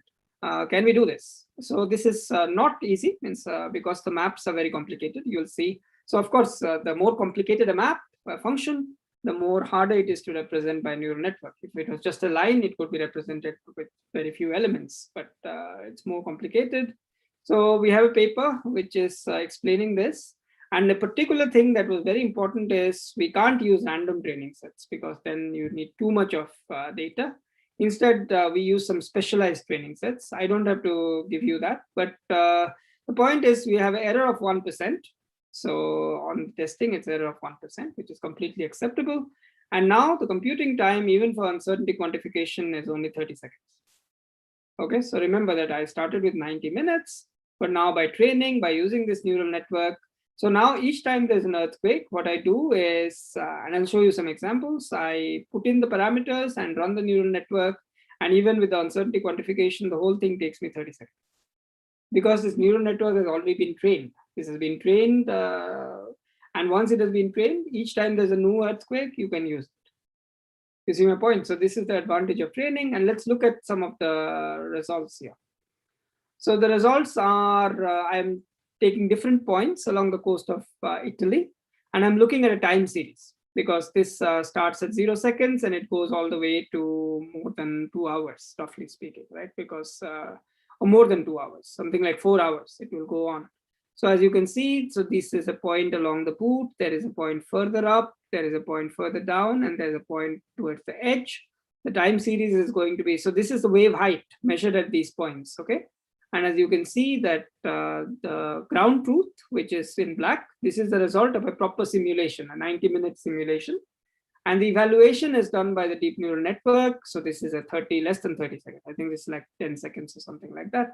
So as you can see, it's a very good match. This is the best result that we have. This is on the 50th percentile, this is the 90th percentile, and this is the worst result that we have. Let's look at the worst result. So as you can see in the worst result, there's a wave which comes in. It's a very high wave, 1.5 meters in the deep sea. That's quite a lot.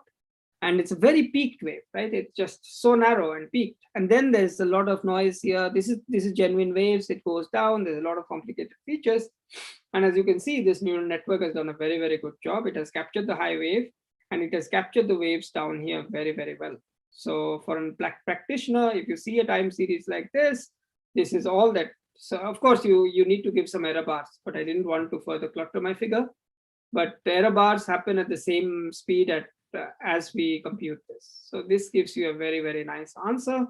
And so in a way, this problem has been solved, right? Because we have been able to simulate this in like less than 30 seconds with all the complexities, with all the physics in, and so on and so forth.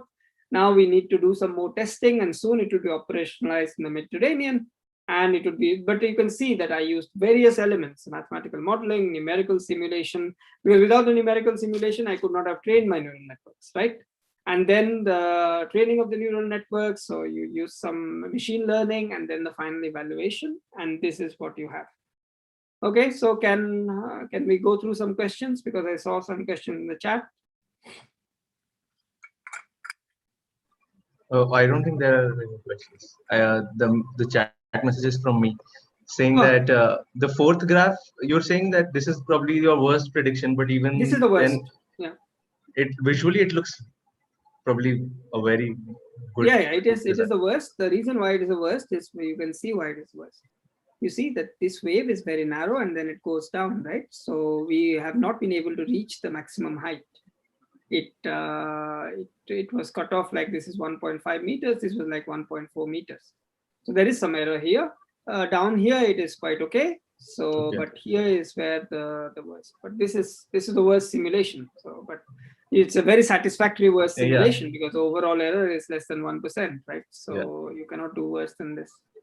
Good. So then, if there are no further questions, and I'm getting a bit on the more tired side. It has gone on for 1.5 hours.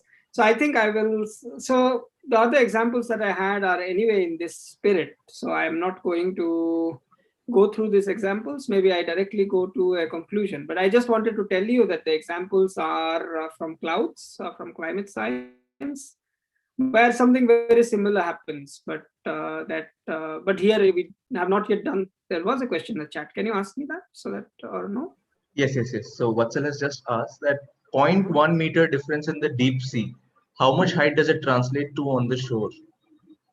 This is impossible. There is no formula to say this, Vatsal. But the warnings, so it's not very deep in the sea. You see, it's very close to it's not in the deep sea. It's 50 meters. It's at a depth of 50 meters. Okay, so 50 meters, Mediterranean, Indian Ocean is even deeper, but Mediterranean is quite deep. So this maybe is 1 kilometer from the shore, and you're already at or less than 1 kilometer from the shore. So this is rather close to the shore. Okay, it's not that deep. All these are rather close to the shore, because people are not interested in predictions in the deep ocean. They're interested in what happens near the shoreline. So 1.5 meter wave near the shore, here I wouldn't expect a huge change. Okay, so maybe this was a mistake here. This is not in the deep sea. And 1.5 meters is already a very high wave. So maybe it depends on the topography, because if it's a very sharp increase, then this can be a large wave. But a 1.5 meter wave can come in rather, it's enough to kill a lot of people. So if it is a 1.5 meter wave, right? So depends on the topography, but for the tsunami warning, this is enough. because they have pre-measured, and they know that if it is 1 meter, then we have to issue a warning. It's also the same in the Indian Ocean. Means, the predictions have to be done near the shore. It doesn't. So in the Indian Ocean, there are points along the Indian coast where we have to measure or we have to predict how much is the wave, and then you issue a tsunami warning. Okay, so these are all along the shore. That's why I chose this, because that is what is important. It's much easier to get it right in the deep sea. You see, this is why this is so complicated, right? This almost looks like a sort of stochastic time series, because there's a bottom topography, there is interactions with the shore, and it is sort of, if you think of it, this is so this was the coast of Italy, right? So this is not even in Italy. Where is it now? Let's look at the picture. So this was no, it was along. It's far along the coast. It's somewhere deep here. Okay, because no, not somewhere deep here. It's here along the boot. So somewhere along here, right? So it goes somewhere deep here. So it is on the shore, near the shore, 50 meters depth, because that's what isobar has to be at, isocline rather has to be at 50 meters. Does that answer your question, Vatsal? There's another question on the chat. He says he's replied yes. Vatsal has replied with a yes. So then without further ado, I go to my conclusions. Unfortunately, I can't stay the whole time. At some point, I have to go back to my family. But my examples were from, we can take the questions at the end, okay? My examples were from cloud physics. And again, the bottom line was here, this was more about traditional numerical analysis, because this was the measurement. And this was what simulations were giving. But once you do a proper simulation, this was the measurement, and this is what you get from the simulation. So this is more about traditional numerical analysis. And the final example was from biology, and this was more from modeling, but I simply don't have the time to hear the simulation. See, different physical problems, modeling may be more important, somewhere the simulation may be more important, somewhere the data simulation, data-driven part is more important, somewhere, so it depends. So this was on modeling, and again, I can show you, for instance. So this is the prediction of my model, and this is what the experiment gave. So qualitatively exactly the same, but in biology, you cannot match quantitatively, because the parameters are, the uncertainty is not 100%, it's 1000% or something. It's just insane. So you cannot measure it. So let me summarize so that you can at least take something out. So as I said, modern applied math, it really solves real world problems, as I just showed you. We do it through modeling. So typically the main characters here are partial differential equations, ordinary differential equations, stochastic differential equations. But this is not enough. You need a lot of numerical analysis, finite differences, like the one that I spoke to you, finite elements, Monte Carlo. These days you need machine learning, because this is the game changer. It can make a simulation of 90 minutes into 30 seconds, right? So a factor of 200 speed up, but you needed the simulation. There is not enough data about tsunamis to do it in a completely data-centric manner. And all these simulations require graphics processing units, high performance computing platforms, and so on. And it's a very exciting area, because you work with all kinds of scientists and engineers, and you access different parts of the workflow. So that's why it's fun. I'll be happy to answer some further questions if you have about the general area and about, so that's why I kept some time. So instead of going into the details of cloud physics. Okay, thank you, Professor Mishra. Questions? Yeah. There already was a question on the chat, I think. No? No, that was Vatsal saying thank you. Okay, now actually I can see the chat. So yeah. John, you have a question. So like these machine learning solutions, like they're being applied in many different problems. So like, are there some situations where these are not applicable, as in the whole system breaks down? You have to be clever. For instance, for the tsunamis, it took us quite a while to get them right. You have to be clever. It shouldn't be applied blindly, for sure. Means for instance, if I just used random, for some reason now when I put the chat, I am not able to move my, give me 1 second.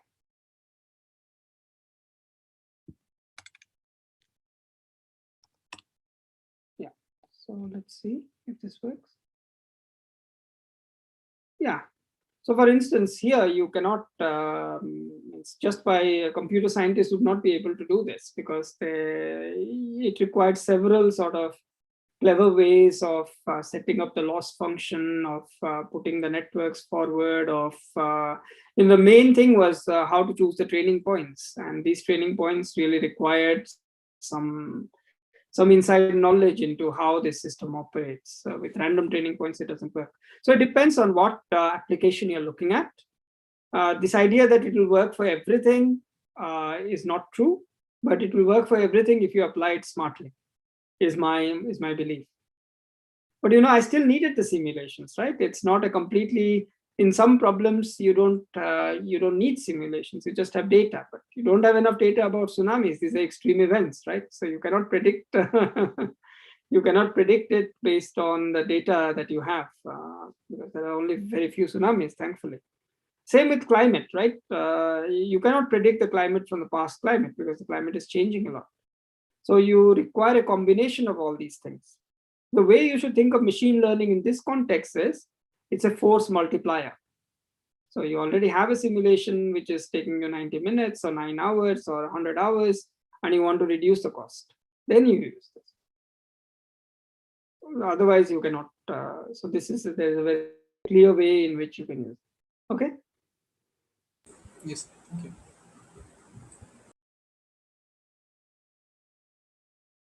Are there further questions? Yeah. Any more questions?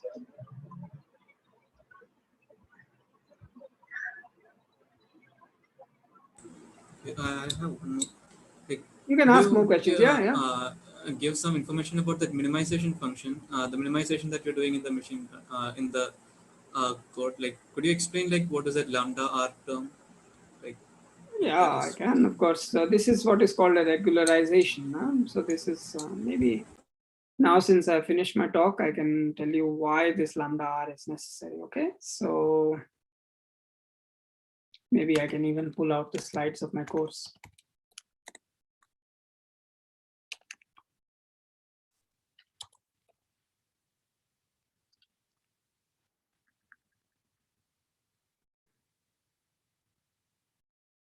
I'm just trying to pull out a picture where I can show you why this regularization works. Yeah. No, not able to. I'm just trying to find my. Sort of strange that I don't find it. Just give me 1 second. I should be able to plug up a slide that will tell exactly. Now I don't even remember which one. Sure. No.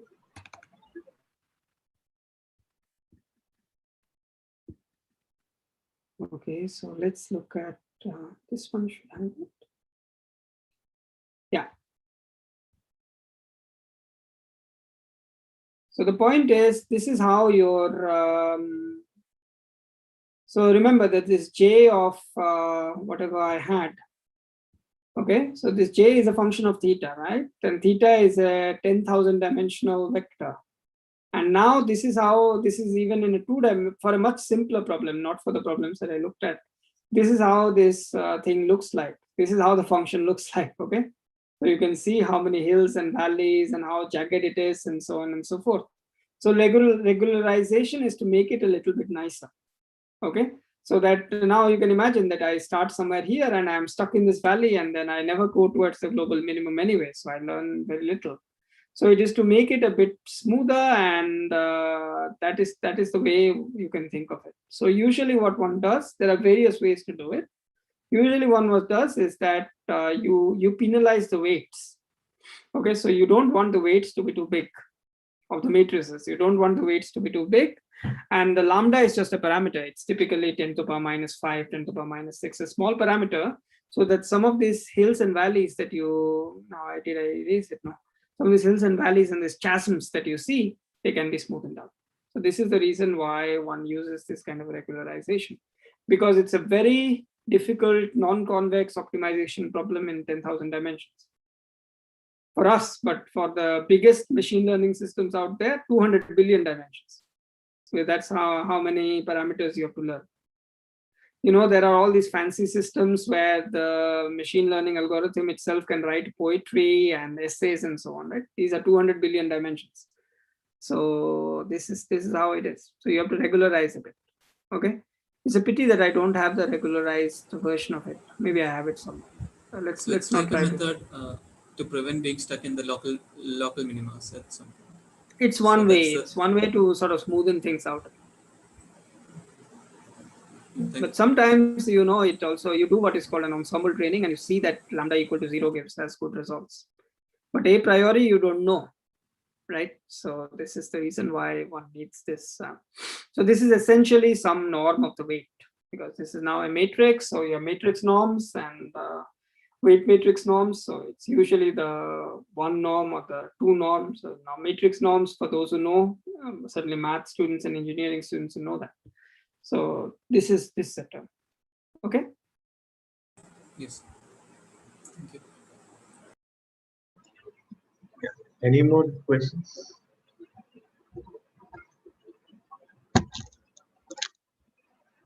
So maybe there could be one question that I could ask. That's something about, it's about maths. You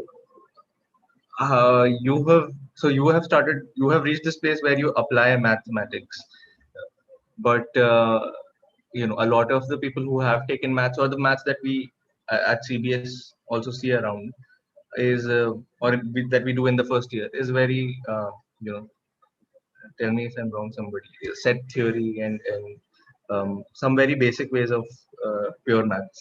So how do you think can a student or somebody who's just started pure maths can reach this place of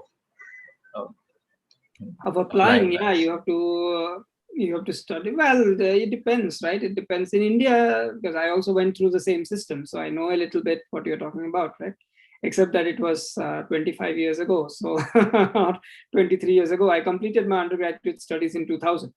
So my first year in college was 1997-98 academic year, right? So that's a long time back. Unfortunately, the curriculum has not changed much. So we don't really learn a lot about math. Is taught in a very sort of, let's say, theoretical, pure manner without sort of bringing out the applications. No, the way to do it is, it's important to study math. Certainly for the physical sciences, if you want to become a physicist or an engineer, it's very important to study math and to use certain things in math are more applied than certain other things, like differential equations, even ordinary differential equations. You can learn so many things from that, right? Means you have very beautiful pictures. You can learn about chaos. So it's by taking more interesting optional courses, right? Also in physics, you cannot do anything without using some math, right? Means physical laws are written in terms of equations. As a practical advice, I don't know, means you have to study 3 years at least, right? Or I don't know, your program is 4 years or 3 years? It's a 5-year program. It's an integrated BSc and integrated MSc. even, right? Okay, then you have more options, right? In the first year, you have to, if you like it, then you study more, right? And is it possible to sort of combine physics and math or something else? Or is it possible to combine that? Or so there are many. Is it allowed under the program to combine physics and math, equal weightage or no? So there is not much choice in the first year. Everybody studies all the subjects. Everything, right? This is what I learned. Yeah. So then they choose one subject out of physics, chemistry, maths, and biology. And the coursework is designed with, so in the second year, there are, you know, in the coursework itself, there are some interdisciplinary course. So, you know, there's maths for physicists and physics for mathematicians. And I don't think there's much choice until the people reach the 4th or the 5th year, where they get 1 or 2 subjects to choose as electives, where they can choose things like maths. I see, but this is because this is the big advantage. You know, I went to a university that was not so good, still is not so good, but it allowed me the option of essentially doing physics and maths together. So of course, so I knew a little. That's the reason why I ended up doing applied math, because it's a combination of both in some sense, right? You do use a lot of a large part of physics is understanding equations and so on and so forth. Yeah. But to understand, to motivate yourself to do math, it was also important to study physics. So I also biology and so on, I picked up later on, right? But my original background is in math and physics, equally weighted. So essentially I had double degree in both these subjects, which allowed me to think or talk to physicists without any problems, right? Because I know the basic jargon. And then research, of course, is a very different thing, because then you can choose what you want to do, right? And then you can learn about it. It's important to learn some good pure math in the beginning, because then you'll never be afraid of trying out proofs, and you'll not be afraid of math is mostly inhibiting people, right? Lack of access to math is mostly inhibiting people from doing things. So if you learn it in the beginning, it's the same for biology or chemistry or anything else. It's good to have some basic knowledge of things, and then of course based on your interest you can pick up more by yourself. These days there's a lot of online classes available, right? Means of course you probably have a lot of coursework, so you don't have time for online classes, but in the future, in the summer, you can do that, right? So it's very difficult to change the curricula in first year math to reflect some of these things, because they're based on a foundation, so it's important to have that foundation. So even the first year math is a huge it's a paradigm shift from the school maths, and then so that's already a first thing that people have to acclimatize to. Yes, so I think it's important to have the foundation. All this comes after the foundation. So I'm not a big fan of doing a lot of interdisciplinary learning in your bachelor's, because in a bachelor's you should have a solid foundation of things. It could be that your foundations on two, but that is not at the expense of the other. Then if someone is interested, they do a lot of physics and a lot of math. But you should have a foundation in biology, in physics, in chemistry, and so on, because that helps you in the rest of your studies. So it's important to have a good foundation. Of course, keep yourself motivated by attending lectures like this and going and looking at cool things. But it's important to have the foundation. Because if you don't know the foundation, if you don't know the notation, then you will not be able to learn anything, right? So it's important to keep that foundation. It will pay off at the end, so it's if you're interested, it will pay off at the end. So Professor 𝗁𝗂𝗵 is here, who is, like I said, the Dean of Academics. So Professor, sir, if you're here, I mean, it would be nice if you could, have your views also on this topic about, maths. Maybe I should stop sharing my screen. Now it's. Hello, 𝗁𝗂𝗵 sir. Yeah. Hello. Yeah, we have, as you told, that we have the courses where mathematics is more of pure mathematics, and then applied mathematics comes later in the final semesters, where one can take few electives. But as you said, that foundations are very important. So I think our emphasis is more on foundations initially. If foundations are strong, then one can pick up the application part later. But the other way is difficult. Yes, and I fully agree with that. So it's very important to have good foundations, not just in math, in every subject. So it's it's very important. Yeah, very important. So you rightly pointed it out. Of course, some elective subjects can be there, and one can audit many other courses just to get motivated about and type of problems other disciplines have. That can be done, but foundation, not at the cost of foundation. No. This is what I was trying to tell also, right? That it's very important to do your courses, and at some point this pays off. Yes. So there's a question by 𝗫𝗵𝗵𝗵𝗵. Hi, I had a question. Nice, really. Very nice talk. Thank you very much. Yes, I had a question regarding what is being discussed now, which is that you have worked on these very different models, right?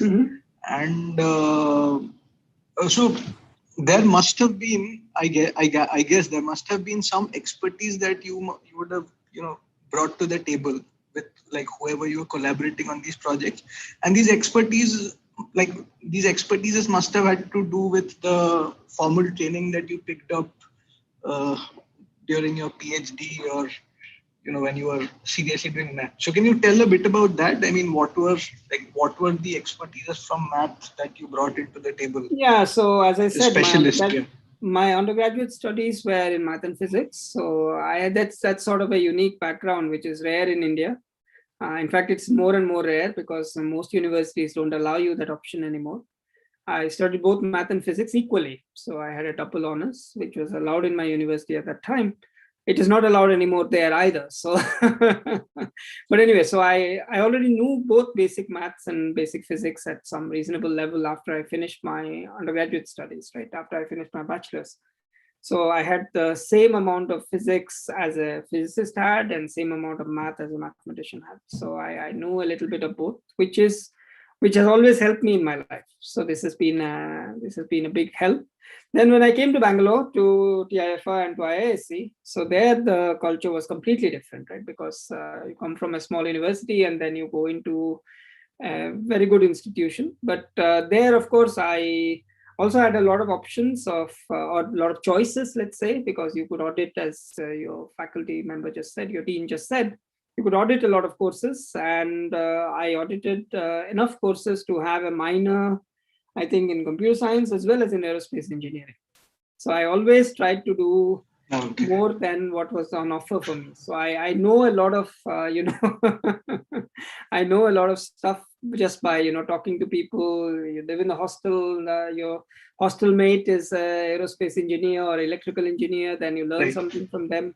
And then, and they all come to you because you're a mathematician, everyone has issues with math, right? So now what I bring to the table, of course, is formal training, very strong training in differential equations, right? Because this is what my center in Bangalore, the TIFR center in Bangalore, it has a very, very strong training in differential equations, even today. And that required training both on the theory of differential equations analysis and also on the numerical aspects. So that has been sort of the main sort of foundation, because all these models, they are very different models. They come from biology, they come from geophysics, they come from astrophysics, and so on and so forth. But what unites them is the fact that they are modeled by a ODE or a PDE or a stochastic differential equation. And differential equations at some level, this is what personally what I like is, I remember I had a friend actually from Bombay, or Pune even, he was when I was an undergraduate or a graduate student rather. And he said he was a zoologist, and he was a zoologist because when he saw an animal, he wanted to study it. This is, he was excited by it. If it's a mouse or it's a rat or whatever, he was excited by it. It's the same with me and differential equations. When I see a differential equation, I want to study it. I want to understand its properties. I want to see what features it has. And then if I can design algorithms to simulate it, that comes from that basic curiosity about difference. So these are my zoo, so that's where the formal training helped me. And once you have that formal training in differential equations, basic mathematics and basic physics, it is, it's not hard to talk to people, and all these are with lots of collaborators. It's not like one person sitting on a computer and doing it, right? So it's people from geophysics, from biology, from engineering, computer science, and so on. And so, but the foundations in both my hometown as well as in Bangalore really helped. But they were different, right? As I said, in hometown, it was much more sort of standard balanced, but in Bangalore, it was much more on differential equations and things that go into differential equations, like real analysis, and function analysis, measure theory. These are the things that you need in order to, some stochastic analysis. These are the things that you really need, to do the sort of problems that I do. Less of things like algebra and so on, even though I have some knowledge of these things, but this is not on a day-to-day basis, I don't use it. So did it clarify your point, Sambit? Yes, it did. Thank you. I had another small question to ask, but maybe we can take a question from somebody else. And then... So I had a question along those lines. So something like algebra, does it also have a lot of applications? I would say less than, but it has applications. So this is the point about someone asks me, what is the difference between pure and applied mathematics? So there is no difference. It's still mathematics, but the difference is that an applied mathematician knows that what you're doing is applied in 2 months or 6 months or 2 years. A pure mathematician simply doesn't know that. They do it for, but it has applications. Algebraic ideas help in many cases, but not in the same manner as, for instance, something from differential equations, right? Because, but nowadays with computer science, cryptography, and so on, there are some parts of so-called pure mathematics are more applied than some other parts, like combinatorics, for instance, right? That is very applied sometimes. Some things in algebraic topology are applied, and these things, algebraic geometry and so on, they're applied in string theory, in physics, in high energy physics and so on. Yes, but not in the human scale physics that you and I have to deal with every day. Not with climate, not with the weather, not with transportation systems and so on. But it is certainly, I'm not going to say that it is not applied at all. It is. And if you like algebra, you should do algebra. There is, and you should certainly do your basic courses in algebra quite well, because they are very important.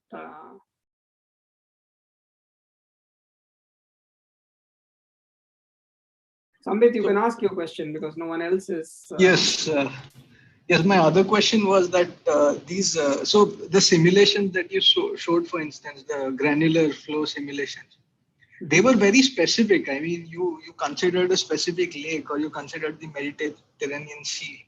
And but I mean, in physics, I mean, we do see people who simulate granular systems, granular flows, and so on, but they usually do it in a box or in a very nice setting.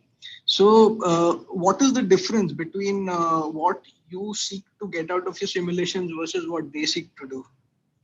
Yeah, I also do the simulations in a box first. If it doesn't work in a box, then it won't work on a lake or on the sea, right? Means, of course. No, but are your questions different? I mean, the questions that you're asking about these systems. No, but a lot of of course, it's more fun to talk to you about a concrete application, but 95% of my work or 90% of my work is not on concrete applications.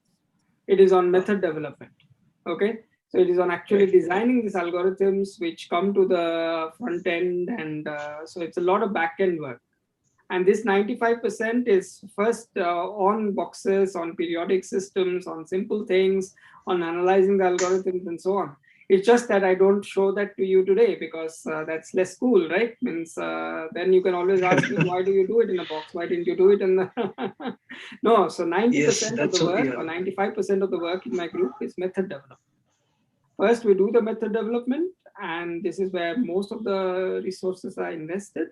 And then we scale it up. Okay, so I'm a mathematician. At the end of the day, I want to have a situation where I can prove things, right? And this is not possible in this very complicated setups. So most of the work is still on method development. It's still on periodic boundary conditions, still on simple things where I can prove things. I just didn't show it to you. Okay, right. Okay. So it's 90 to 95% of the work is like that. First you do that and then you scale it up.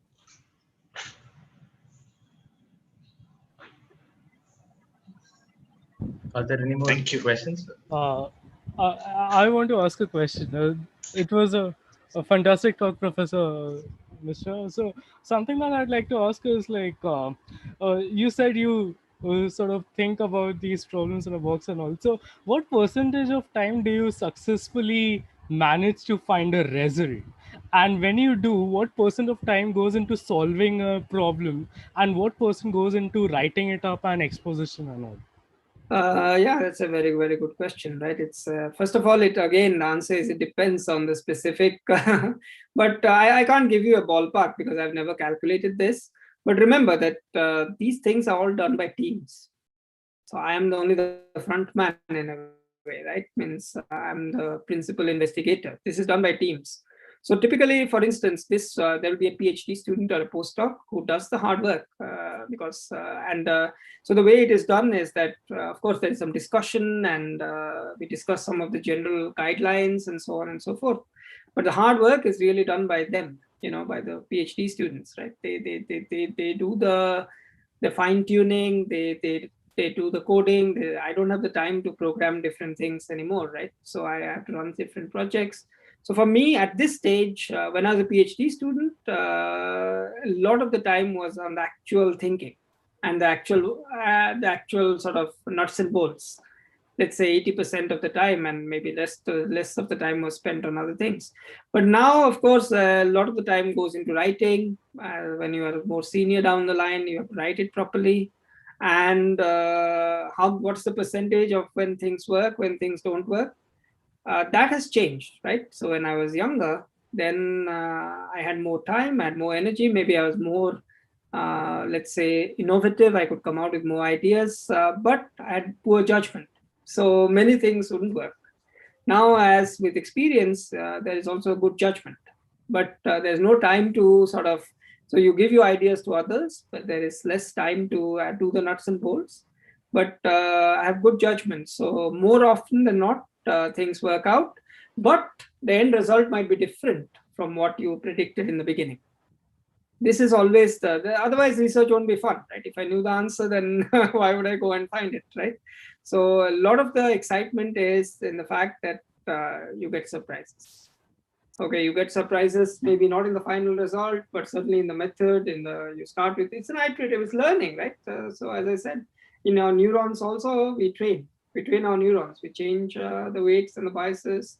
So it's completely unpredictable.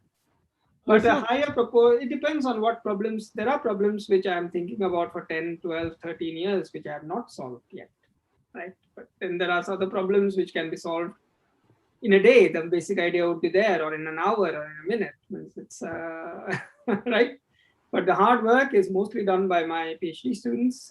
They are the master students. They do a lot of hard work. They really implement these ideas and they get out the things, and that's where the fun is. Means I do less of it.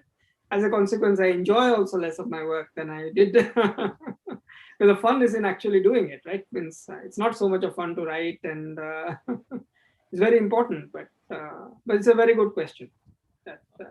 Mind if I just build up on that? So do you have any interesting anecdote or story when you came across a result or you chanced upon a solution to a problem? Yeah, this has been asked to me many times, particularly newspaper people like that. So they always want. But it's of course there is always a eureka moment, because there's one final moment, but it is always built on things that are sort of, let's say, sort of cooking in your head, right? Means that eventually, but yeah, many times I can tell you that the basic idea came in attending lectures by other people. This is always a very, very productive avenue, right? So I can maybe I'll give you two examples just to tell you how it is. Means without in any way sort of honking my own horn here, right? Means the first example I'll give you was something that happened. So again, with neural networks, because this is an area which I have only worked in the last 2-3 years, not longer, 2 years maybe. And I read some papers by some people in the US, and I was sort of dismissive of these ideas and said, oh, this is not going to work, and so on. Then 2 years back, I was attending a meeting in Italy, where one of the authors of this paper, he was actually giving the talk. And during the talk, he gave the talk and he said what was there in the paper. But because I heard it from him, something in my brain clicked. And suddenly I realized, this is why it works. I had read that paper before, or the papers before, and I didn't understand why this would work. And in the lecture, this person didn't make any effort to make anyone understand why it works. Right? Because there were no proofs, there was no theorems, nothing. So, and then suddenly, just by listening to him, the act of listening, of course, I have been thinking about it. The act of listening was quite thrilling, right? Because something clicked, and then that's the reason why it works. So, of course, I had to leave immediately after the lecture because I had to take a train and then I have to take the plane. But then the whole time I couldn't stop. I took up my paper and I worked out all the calculations. And in the airport, I had 3 hours. So I finished the whole thing right there. So then, of course, I came and I told my students, oh, this is what has to be done. So I don't know now, right? I just, there was no reason why just going to this lecture was enough. But this has happened many times, that you hear other people and then there is some stochastic element that it works. So it's very important to listen and participate and so on. So this is one anecdote that I can give you where this really happened. This was even two years back. And then it's interesting is each time he's also a collaborator of mine. Now we have written papers, but the same person, he gave a lecture on Zoom just like that last year. And again, there was a different aspect where the same, suddenly it clicked. And I remember I went for a walk, I came back and I could solve the problem. So it's sort of, I don't know, it's sort of a stochastic thing, right? And then of course, ideas can come at any time, but they're not spontaneous. They are built on work. So when I was a postdoc, I remember I was working very hard on some problem and I had not solved it for a long time. At least it was not clear to me why it was, what was going on. And then I remember I was walking back to where I lived from my office and I was crossing a car park, and I was walking very slowly because I was trying to think. And suddenly when I was just finishing crossing the car park, suddenly the structure came to me. This is what it is, because I've been missing this one vital piece of the puzzle. And I still remember exactly where that thought came. And this was in 2007, I think, or late 2006, early 2007. So this is a long time back, but I still remember it. So sometimes, the good ideas can come, but they don't come spontaneously. They are built on having to work a lot in front of the computer, working a lot on your office table, at your home table. But the trick is, and when you solve problems, it's the same. No? You have a problem, a math problem, and you try, it doesn't work out, and suddenly you are in the shower and it might work out, or wherever, right? So it's built a lot on work, but then why the final thing happens, this is a question in neuroscience, right? We have not been we have not been able to handle that or answer that. Thank you. So, I think I should go soon. Yes. This has been a very nice evening. You've been very patient with the answers. That's thank you. Nice. I have never, you guys asked a lot of questions, which is usually not the style, So I enjoyed it. Anyway, all the best for whatever you guys do, and have a nice evening. Ciao then. Can we take a picture before you leave? Maybe everyone can come online, show their face. Okay, so you do this. Fine. No, we don't usually do this. This is for memory's sake. We do this. But then only a few people have put on their cameras, no? Yeah. More are coming. Yeah.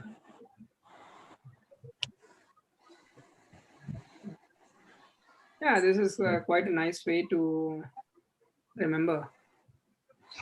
Yeah, I'll take the pic now. Yeah. Okay. Atif, Puni, are you guys coming? Shraddha? Anybody else? Some people are coming. Yeah. Okay. Okay. Yeah. Okay, let's take a picture. Okay. Yeah, I took it. Okay. Ciao then, everyone. Bye-bye. Thank you, Professor Siddhartha. Thank you. Bye-bye. Thanks a lot. Yeah. Thanks, guys. Thank you for coming. Hello, Sopan sir. It is very nice to see you. Oh, Hello, sir.